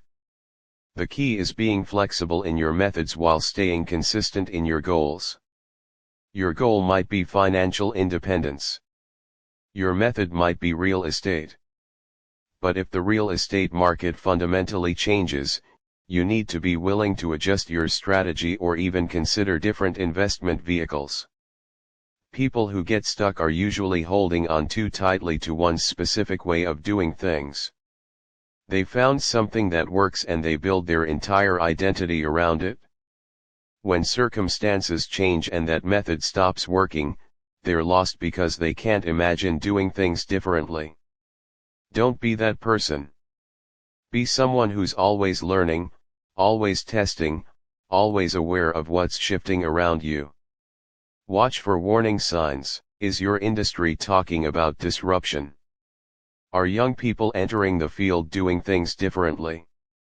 Are customers complaining about things that never bothered them before? Are competitors emerging with new approaches? These are signals. They're telling you that change is coming, maybe already here. You can ignore them and hope you're wrong, or you can prepare and adapt before you're forced to. The people who thrive during change are usually the ones who saw it coming and prepared. They developed new skills before the old ones became obsolete. They diversified their income before their main source dried up. They built relationships in new areas before they needed them. They weren't smarter or luckier. They were just paying attention and willing to act on what they saw. This also means being willing to let go of what's not working anymore. Maybe you built a business model that thrived for years, but now it's struggling. You can keep pushing, hoping it will turn around. Or you can honestly assess whether the fundamentals have changed and whether it's time to pivot. Letting go is hard. You've invested time, money, and emotion. You have an identity tied to it. Walking away feels like failure, but sometimes letting go is the smartest thing you can do. It frees up resources and energy to pursue what's actually working now instead of what used to work. Think of adaptation as survival, not surrender. You're not giving up. You're doing what's necessary to keep moving forward. The oak tree is strong and rigid. When the storm comes, it breaks. The bamboo is flexible. It bends with the wind and survives. Be bamboo. This also applies to your mindset about money. Economic conditions change. What made sense financially in one decade might not make sense in the next. Interest rates change, inflation changes, tax laws change, investment opportunities shift. You need to be willing to adjust your financial strategies based on current conditions, not outdated assumptions. The person who learned about investing in the 1980s and never updated their approach is making decisions based on a world that no longer exists. Stay current. Read, learn. Talk to people who are succeeding in the current environment. Find out what's actually working now, not what used to work, but don't panic with every change either. There's a difference between adapting strategically and reacting emotionally. Not every trend matters. Not every change requires immediate action. Some things are noise, others are signals. Develop the wisdom to know the difference. Ask yourself, is this a fundamental shift or temporary volatility? Is this affecting the core of what I do or just the surface? Will this matter in 5 years or is it just current drama? Make measured adjustments based on real information, not fearful reactions based on headlines. The most successful people aren't the ones who never face change. They're the ones who face change constantly and have learned to navigate it effectively. They've built change into their expectations. They've made flexibility part of their strategy. They know that the only constant is change itself, so they stay light on their feet, ready to move when necessary, willing to evolve without losing sight of their ultimate goals. That's the mindset you need to build wealth that lasts. Not rigid adherence to one path, but flexible pursuit of your destination. Willing to take different routes as conditions change. Be water. Flow around obstacles. Adapt to the shape of the container. Keep moving forward no matter what. The action to take this week. Identify one thing in your field or industry that's changing. Then figure out one way you can adapt to or capitalize on that change. Change is coming whether you're ready or not. Prepare now. Adapt continuously. Thrive through whatever comes. Rule 20. Staying focused. Everyone wants to get rich quick. They jump from opportunity to opportunity, chasing whatever looks promising this week. They start 10 things and finish nothing. They spread themselves so thin that nothing gets their full attention. And they wonder why nothing works. This is the rule of staying focused. Do one thing well, not many things poorly. Success doesn't come from doing 1,000 things adequately. It comes from doing a few things exceptionally well. From mastering something instead of dabbling in everything, from going deep instead of wide. Think about the most successful people you know. They're not scattered. They're focused. They identified something worth pursuing and they went all in. They became excellent at it. They built expertise, reputation, and results in one area before expanding to others. The scattered person knows a little about everything and masters nothing. They're a jack of all trades and master of none. They have surface-level understanding, but no deep expertise, and the market doesn't pay well for surface-level anything. Deep expertise is rare and valuable. Surface knowledge is common and cheap. Here's what happens when you lack focus. You make progress in multiple directions, but breakthrough in none. You're always beginning, never mastering. You have a dozen half-finished projects and 0 completed successes. You're busy, but not effective. Meanwhile, the focused person is making real progress. They're building momentum in one direction. They're developing expertise that compounds. They're creating results that lead to more opportunities in that same area. They're becoming known for something specific instead of being forgettable generalists. This doesn't mean you can't have multiple interests or income streams, but it means you build them sequentially, not simultaneously. Master one thing first, get it producing results, then add something else if you want. Most people do the opposite. They try to start 5 businesses at once. They try to learn 10 skills simultaneously. They pursue every opportunity that crosses their path, and they achieve nothing because their attention is divided. Focus is a superpower. When you concentrate your energy, time, and resources on one thing, you create force. You break through obstacles that would stop someone who's scattered. You make progress that's visible and meaningful. Think about sunlight spread across a lawn. It warms the grass. Focused through a magnifying glass, it starts a fire. Same energy, completely different result. That's what focus does. The problem is that focus requires saying no a lot to good opportunities, not just bad ones, to interesting ideas, to requests for your time and attention, to distractions disguised as priorities. Every yes to something off focus is a no to your main priority. Every hour spent on side projects is an hour not spent on what really matters. Every distraction is stealing progress from your primary goal. You need to be ruthless about protecting your focus. Identify what actually matters most to your financial success right now.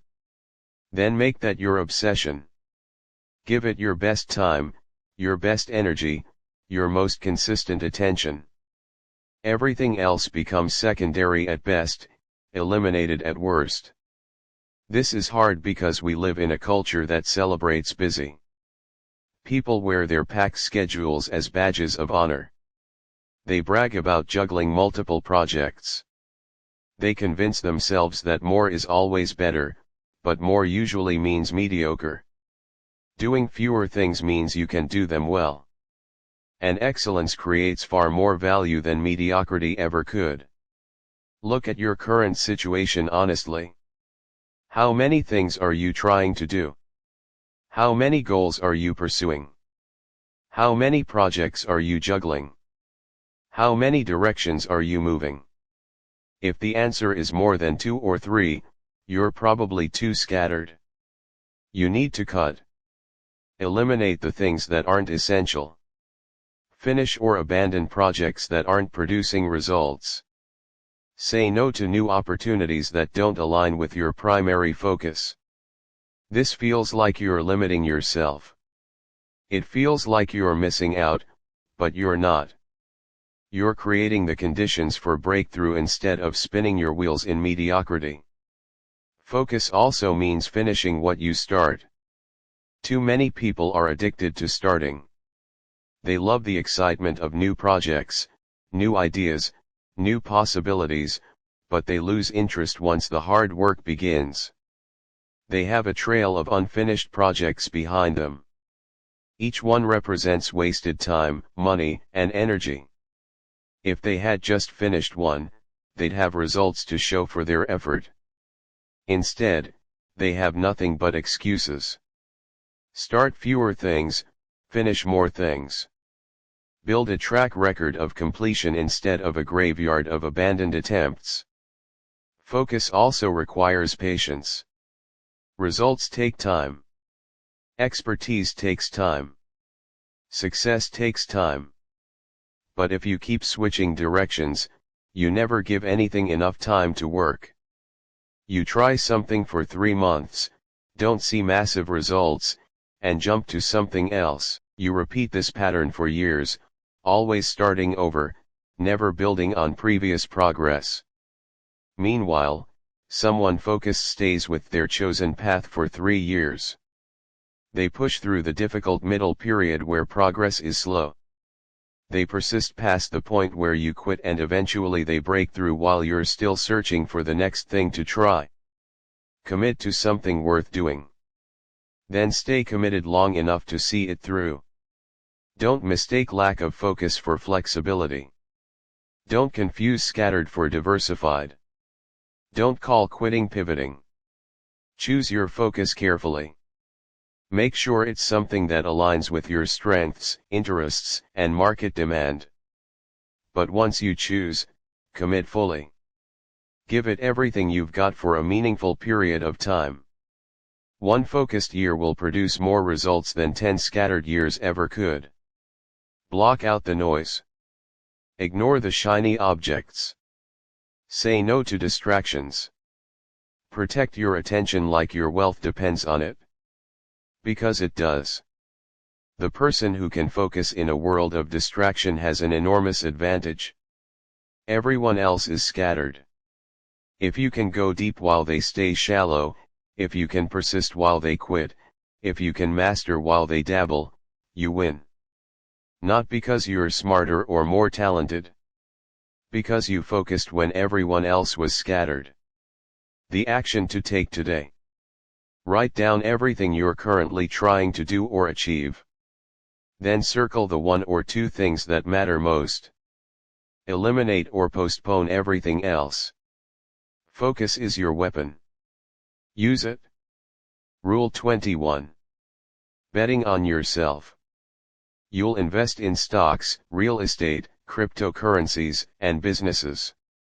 You'll spend money on cars, clothes, entertainment, and things you don't need. But when it comes to investing in yourself, you hesitate. You won't spend money on a course that could change your career. You won't hire a coach who could accelerate your growth. You won't buy the book or take the training or develop the skill that could multiply your income. Why? Because you don't see yourself as your best investment. But you should, because you are. This is the rule of betting on yourself. Invest in your own growth. Everything you have came from you. Your income is a direct result of your skills, knowledge, and abilities. Your opportunities come from your network and reputation. Your results come from your actions and decisions. Improve yourself and everything else improves. Invest in yourself and everything else benefits. You are the asset that produces all other assets. Think about it. A stock might go up or down. Real estate might appreciate or depreciate. But an investment in yourself, in your skills and knowledge, pays dividends forever. Nobody can take it away from you. It goes wherever you go. It compounds over your entire life. You spend 1,000 on a course that teaches you how to negotiate better. That skill could help you get a 10,000 raise. It could save you thousands on purchases over the years. It could help you close deals worth hundreds of thousands. One skill, endless returns. But most people won't spend the 1,000. They'll spend it on a vacation that lasts a week, or clothes that go out of style, or electronics that depreciate immediately. They'll invest in things that lose value instead of in themselves who gain value. This is backwards thinking. The person who invests in developing valuable skills will always have income opportunities. The person who only invests in consumption will always need to work harder for the same results. Investing in yourself takes many forms. Education is one. Books, courses, workshops, certifications, degrees, anything that gives you knowledge or credentials that increase your value in the marketplace. But don't confuse education with schooling. School is just one form of education and often not the most efficient. A 300 course from an expert in your field might teach you more useful information in a weekend than a 30,000 degree teaches in a year. The key is learning things that directly apply to creating value and earning money. Not learning for learning's sake, but strategic education that builds capabilities you can monetize. Coaching and mentorship is another form of self-investment. Someone who's been where you want to go can compress years of trial and error into months of focused action. They can help you avoid mistakes, recognize opportunities, and make better decisions. Yes, good coaches are expensive. That's the point. They're expensive because they create value that far exceeds their cost. The person too cheap to pay for coaching wastes years and money learning lessons the hard way. Investing in your health is investing in yourself. You can't build wealth if you're sick, exhausted, or dead. Your body and mind are the engines that create everything else. Take care of them. Eat well, exercise, sleep enough, manage stress, get regular checkups. These aren't luxuries. They're maintenance on your most important asset, you. The person who destroys their health to make money will eventually spend all their money trying to restore their health. Don't be that person. Invest in staying healthy while you're healthy. Investing in your appearance and presentation matters, too. Fair or not, people judge you based on how you look and present yourself. Investment in looking professional, in dressing well for important situations, in grooming and presentation isn't vanity. It's understanding that opportunities often go to people who look the part. You don't need designer everything, but you need to present yourself in a way that makes people take you seriously. That's not shallow. That's strategic. Investing in your network is investing in yourself. Attend conferences, join professional groups, buy lunch for people you want to learn from. Invest time and money in building genuine relationships with successful people. Your network determines your net worth more than you probably realize. The right connection can open doors that no amount of hard work could open.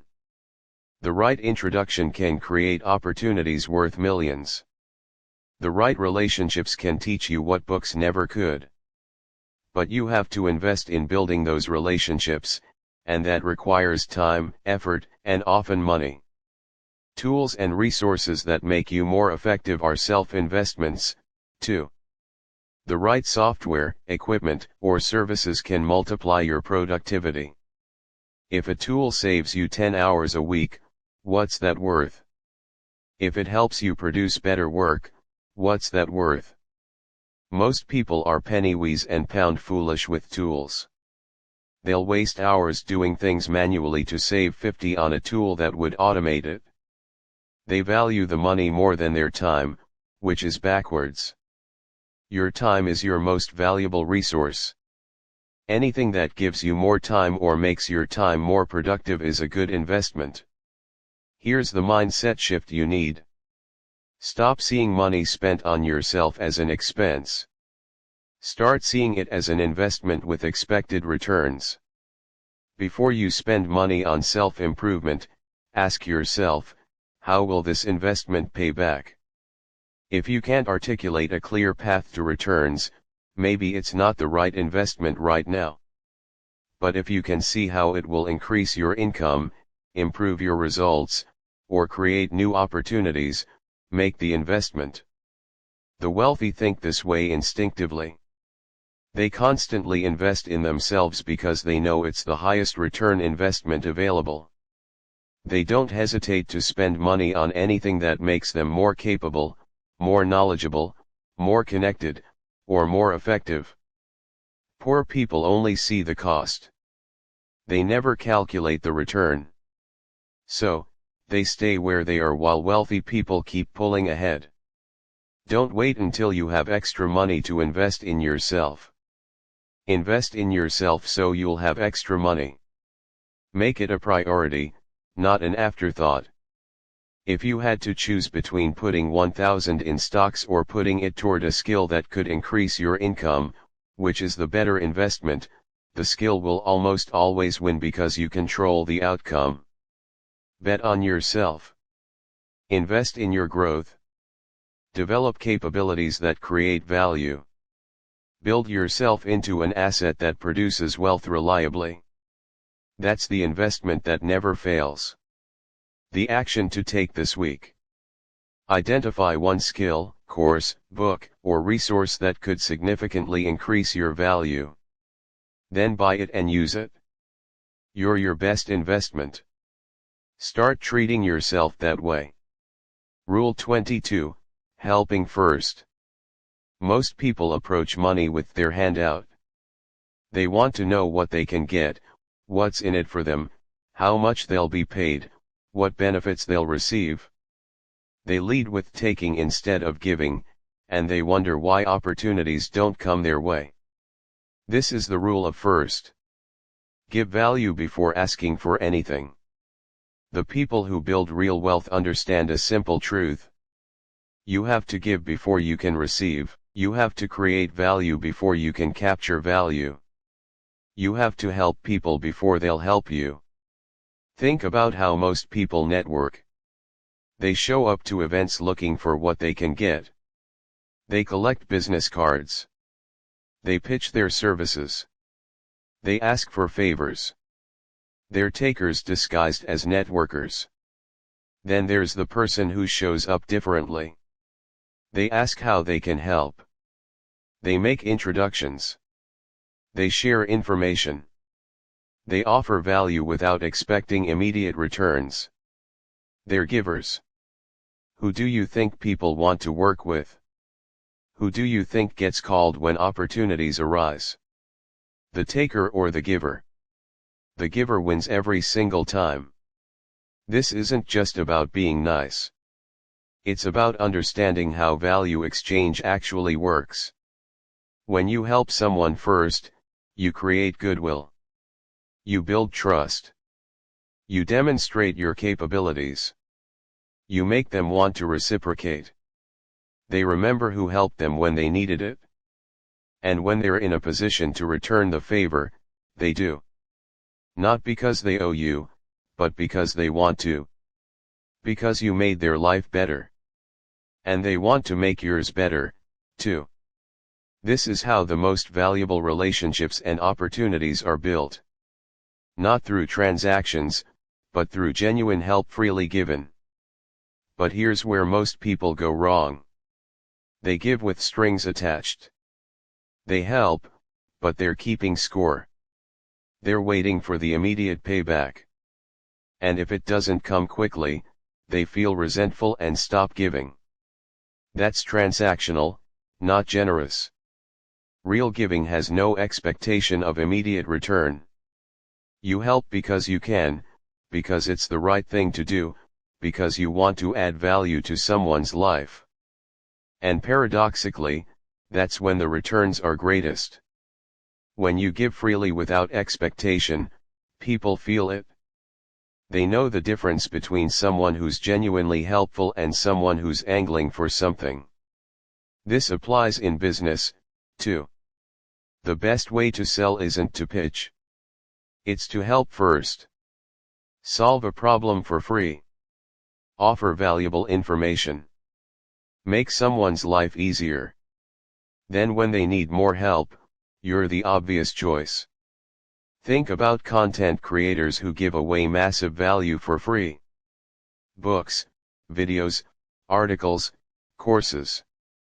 They're helping thousands or millions of people without charging anything. And in return, they build audiences, credibility, and eventually multiple income streams. They gave first. The money followed. Compare that to the person who hoards knowledge, who won't share anything unless they're paid, who sees every interaction as a transaction. They might make some money, but they never build the kind of loyalty, trust, and opportunities that generous people attract. This also applies to your work. Don't just do what's required. Go above and beyond. Deliver more value than you're paid for. Make your boss, your clients, your customers glad they chose you. Will some people take advantage of this? Yes. Will you occasionally help people who never reciprocate? Absolutely. That's fine. You're not giving to those specific people. You're building a reputation and a pattern of behavior that attracts the right people. The takers will take and leave. Let them go. The right people, the givers, the builders, the people going somewhere will notice what you do and want to work with you. Your job is to be so helpful, so valuable, so generous with your expertise that opportunities seek you out instead of you chasing them. Share what you know.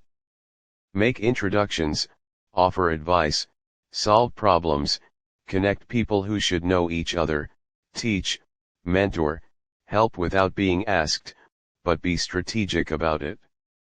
Don't give away so much that you can't sustain yourself.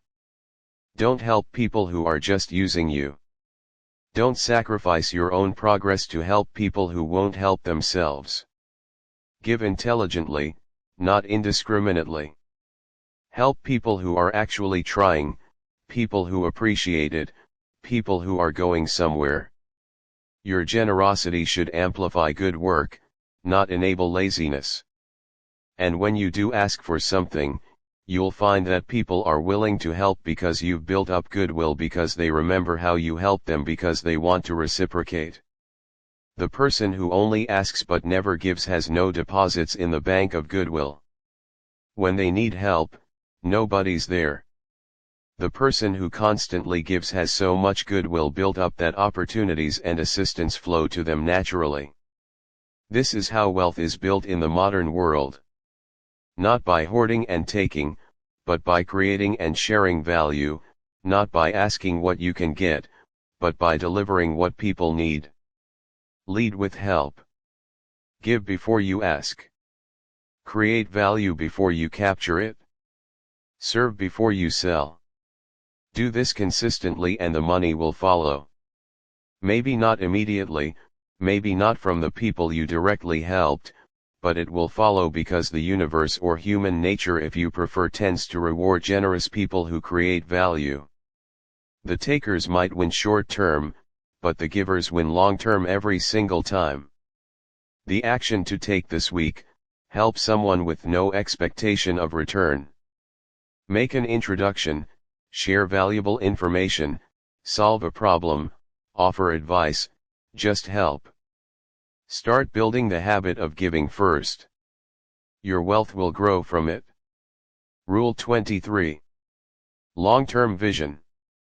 Most people think in days and weeks. What can I get today? What feels good right now? What's the quick win? They make decisions based on immediate gratification, immediate problems, immediate desires, and then they wonder why their lives never improve in any meaningful way. This is the rule of long-term vision. Think in decades, not days. The wealthy think differently about time. They make decisions today based on where they want to be in 5 years, 10 years, 20 years. They sacrifice short-term comfort for long-term freedom. They invest in things that won't pay off for years because they know those are the investments that matter most. Think about planting an oak tree. For the first few years, it's just a sapling. It provides no shade, no beauty, no value. You can see someone focused on the short term would cut it down and plant flowers instead. Instant gratification, instant results.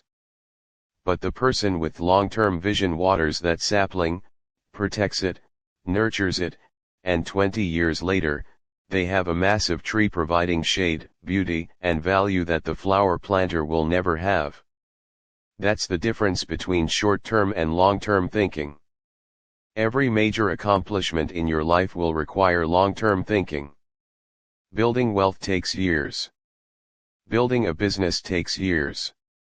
Building expertise takes years. Building a reputation takes years. Building anything worthwhile takes years. But people want it now. They want the wealth without the waiting, the success without the struggle, the results without the time investment. So they chase shortcuts that lead nowhere. Meanwhile, someone else is patiently building day after day, year after year, not getting distracted by quick wins or instant gratification, just consistently working towards something that won't fully materialize for a decade. That person will lap you. They'll build wealth while you're still searching for the next quick opportunity. They'll achieve what seems impossible to you because they were willing to think longer term than you were. Here's what long-term thinking looks like in practice. You choose the boring, consistent investment over the exciting gamble. You build skills that compound over decades rather than chasing whatever's hot right now. You make career decisions based on where they lead in 10 years, not what they pay next month. You sacrifice the new car today because you'd rather have financial independence in 15 years. You skip the expensive vacation this year because you're building a life where you can travel anytime you want. You live below your means now so you can live far above them later. Short-term thinkers look at you like you're crazy. They don't understand why you're not enjoying life now. They think you're too serious, too focused on the future, missing out on today. But you understand something they don't. True enjoyment comes from security, freedom, and options. And those things only come from long-term thinking and delayed gratification. The person living for today will still be living for today 20 years from now. Same struggles, same limitations, same paycheck-to-paycheck existence because they never invested in tomorrow. You, on the other hand, will be living the life they wish they had because you were willing to wait because you thought long-term when they thought short-term. Long-term thinking also protects you from panic. When markets crash, short-term thinkers sell everything and lock in losses. Long-term thinkers stay calm because they know this is just one moment in a multi-decade plan. They might even buy more because prices are low. When businesses struggle, short-term thinkers give up.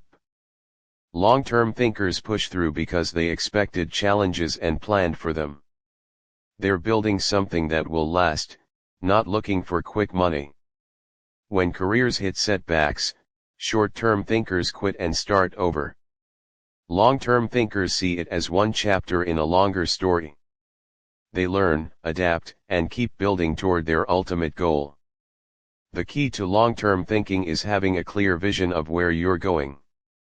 If you don't know what you're building toward, you can't make good long-term decisions. Everything feels urgent and immediate because you have no context. But when you have a clear vision, financial independence by 50, a business that employs 100 people, enough passive income to never worry about money, then daily decisions become easier.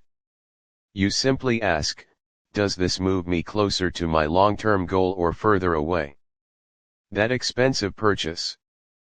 Further away, that investment in your education. Closer. That job that pays more but leads nowhere. Further away, that job that pays less but builds valuable skills. Closer.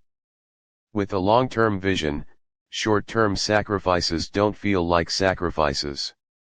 They feel like investments. You're not giving things up. You're trading temporary discomfort for permanent improvement.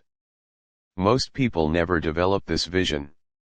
They drift through life reacting to whatever happens, making decisions based on what feels right in the moment, never building toward anything specific.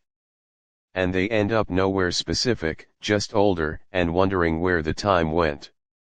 Don't be that person. Choose a destination, a real one, something specific enough that you can plan for it. Something far enough in the future that you have to think long-term to achieve it. Then make every decision through that lens. Not what feels good today, but what serves your 20-year plan. Not what's easy now, but what pays off later. This is hard. Your brain is wired for immediate rewards. Your environment constantly tempts you with short-term pleasures. Your friends and family might not understand why you're not living like they are, but you understand. You're playing a different game, a longer game, a better game. And when you win, and you will win if you stay focused, it won't be because you were luckier or smarter than everyone else. It will be because you thought longer term than they did. You planted oak trees while they planted flowers, and now you have shade while they're still searching for it.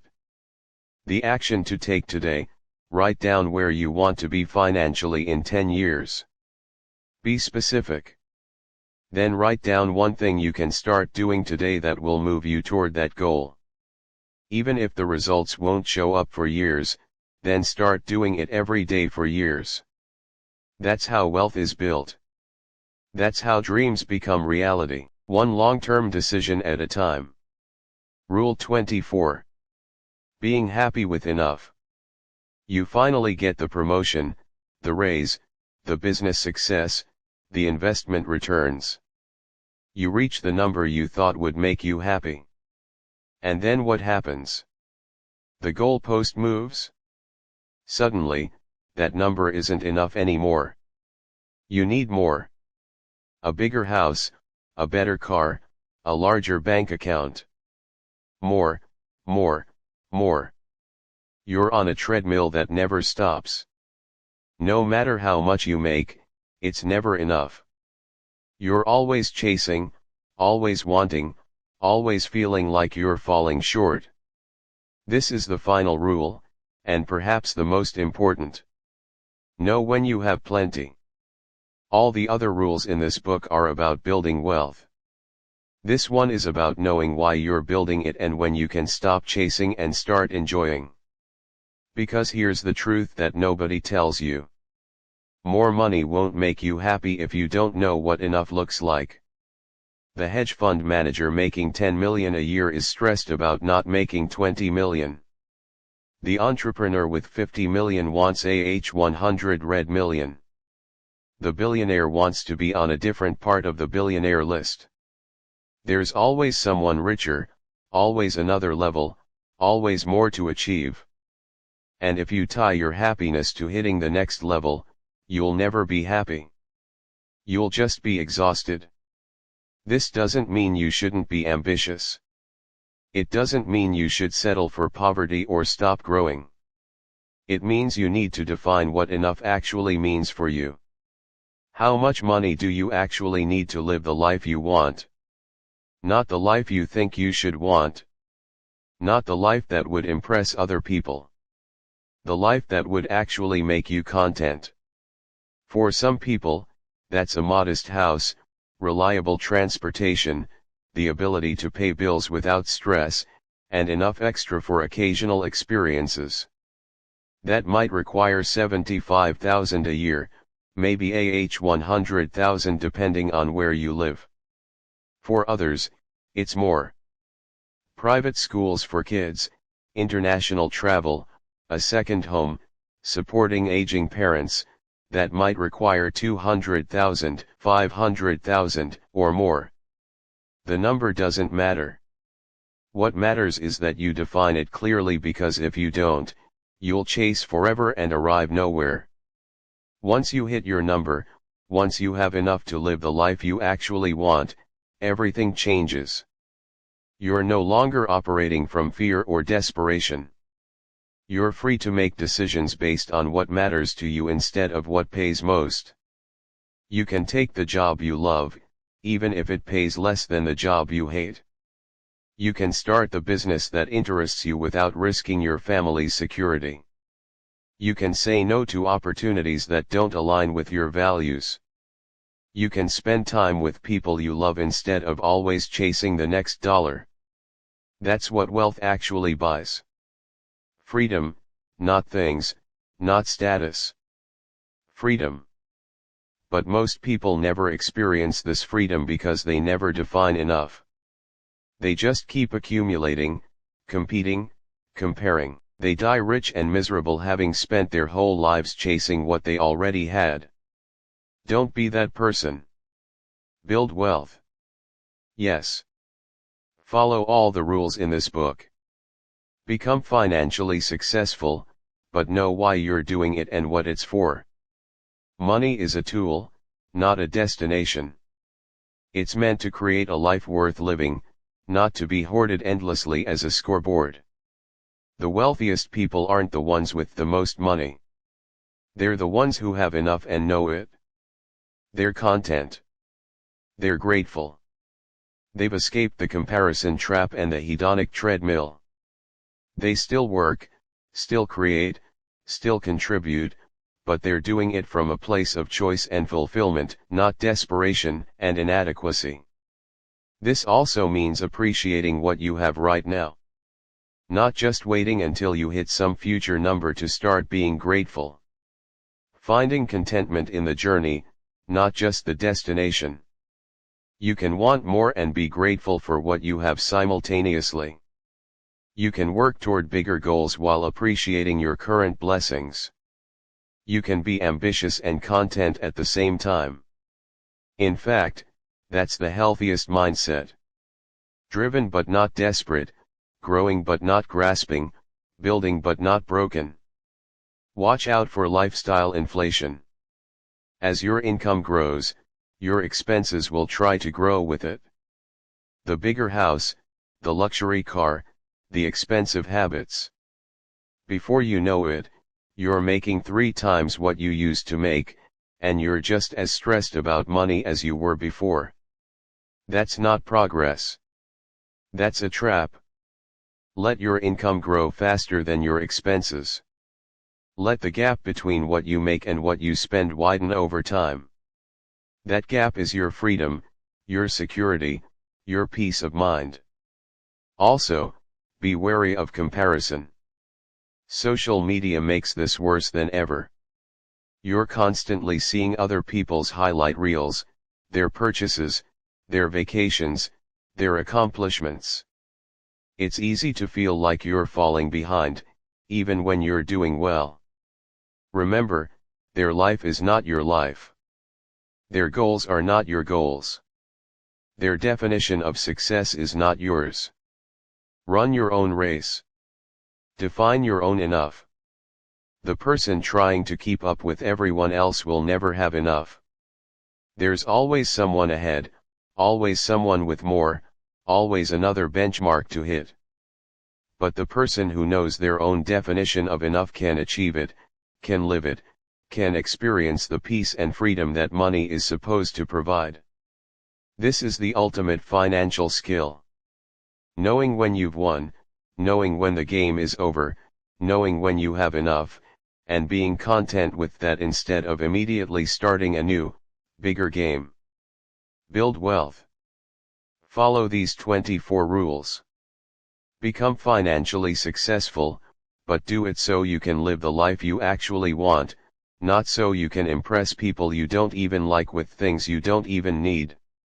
At the end of your life, you won't regret not having more money. You'll regret not appreciating the money you had, not using it to create the experiences and relationships that actually mattered, not knowing when you had enough and being grateful for it.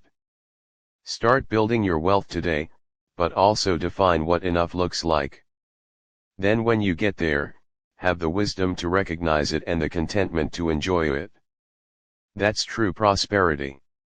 Not just having money, having enough and knowing it. The final question to ask yourself, what does enough actually look like for me? What amount of money would allow me to live the life I truly want without constant stress or striving? Answer honestly. Then work toward that number with everything you've learned in this book. And when you get there, stop chasing and start living. You'll have won. Final rule. You made it. You now know the 24 rules that control money. The same rules wealthy people follow. The same principles that have created fortunes for hundreds of years and will continue working for hundreds more. But knowing isn't enough. You've always known you should save more, spend less, invest wisely. Everyone knows these things. Knowledge without action is just entertainment. So here's what matters now. What will you do differently starting today? Will you close this book, feel inspired for a few hours, and then go back to your old habits, or will you actually change? Because that's the real test. Not whether you understood the rules. Whether you'll follow them. The rules work, but only if you do. These aren't theories. They're proven principles. Solve problems. Be patient. Take small steps consistently. Build multiple income streams. Take smart risks. Keep learning. Surround yourself with the right people. Give generously. Take responsibility. Protect your energy. Understand what people want. Work smarter. Learn from failures. Speak up. Master money basics. Follow your purpose. Keep savings. Guard your reputation. Adapt to change. Stay focused. Bet on yourself. Help first. Think long term. Know when enough is enough. 24 simple rules. Nothing complicated. Nothing impossible. Just clear principles that anyone can follow. The question is, will you? Most people won't. They'll read this book, nod along, maybe highlight a few passages, and then do nothing. They'll return to the same financial habits that kept them stuck. They'll make the same mistakes. They'll stay in the same place, but you're not most people. You wouldn't have read this far if you were. You're someone who wants more, someone who's ready to change, someone who understands that your financial future is being created right now by the choices you make today. So make different choices starting now. Your first step, don't try to implement all 24 rules at once. That's overwhelming and you'll quit. Instead, pick one rule, Just one. The one that resonated most with you, the one you know would make the biggest difference in your life right now. Maybe it's rule 2, be patient. Start delaying purchases and building savings. Maybe it's rule 6, keep learning. Commit to reading about money for 30 minutes every day. Maybe it's rule 14. Speak up. Finally, ask for that raise you deserve. Maybe it's rule 17. Keep extra. Start building an emergency fund today. Whatever rule you choose, commit to it completely. Master it. Make it a habit. Let it transform that area of your financial life. Then once it's solid, add another rule. Then another. Build your wealth one principle at a time. That's how real change happens. Not through dramatic transformations but through consistent application of proven principles. 5 years from now. Imagine yourself 5 years from today. If you do nothing different, where will you be financially? Probably in the same place you are now. Maybe worse. Definitely not significantly better. But if you apply these rules, if you commit to changing your relationship with money, if you follow these principles consistently for 5 years, you'll be unrecognizable. Your bank account will look different. Your opportunities will be different. Your stress level will be different. Your entire life will be different. 5 years will pass whether you take action or not. The only question is what you'll have built during that time or not. The only question is what you'll have built during that.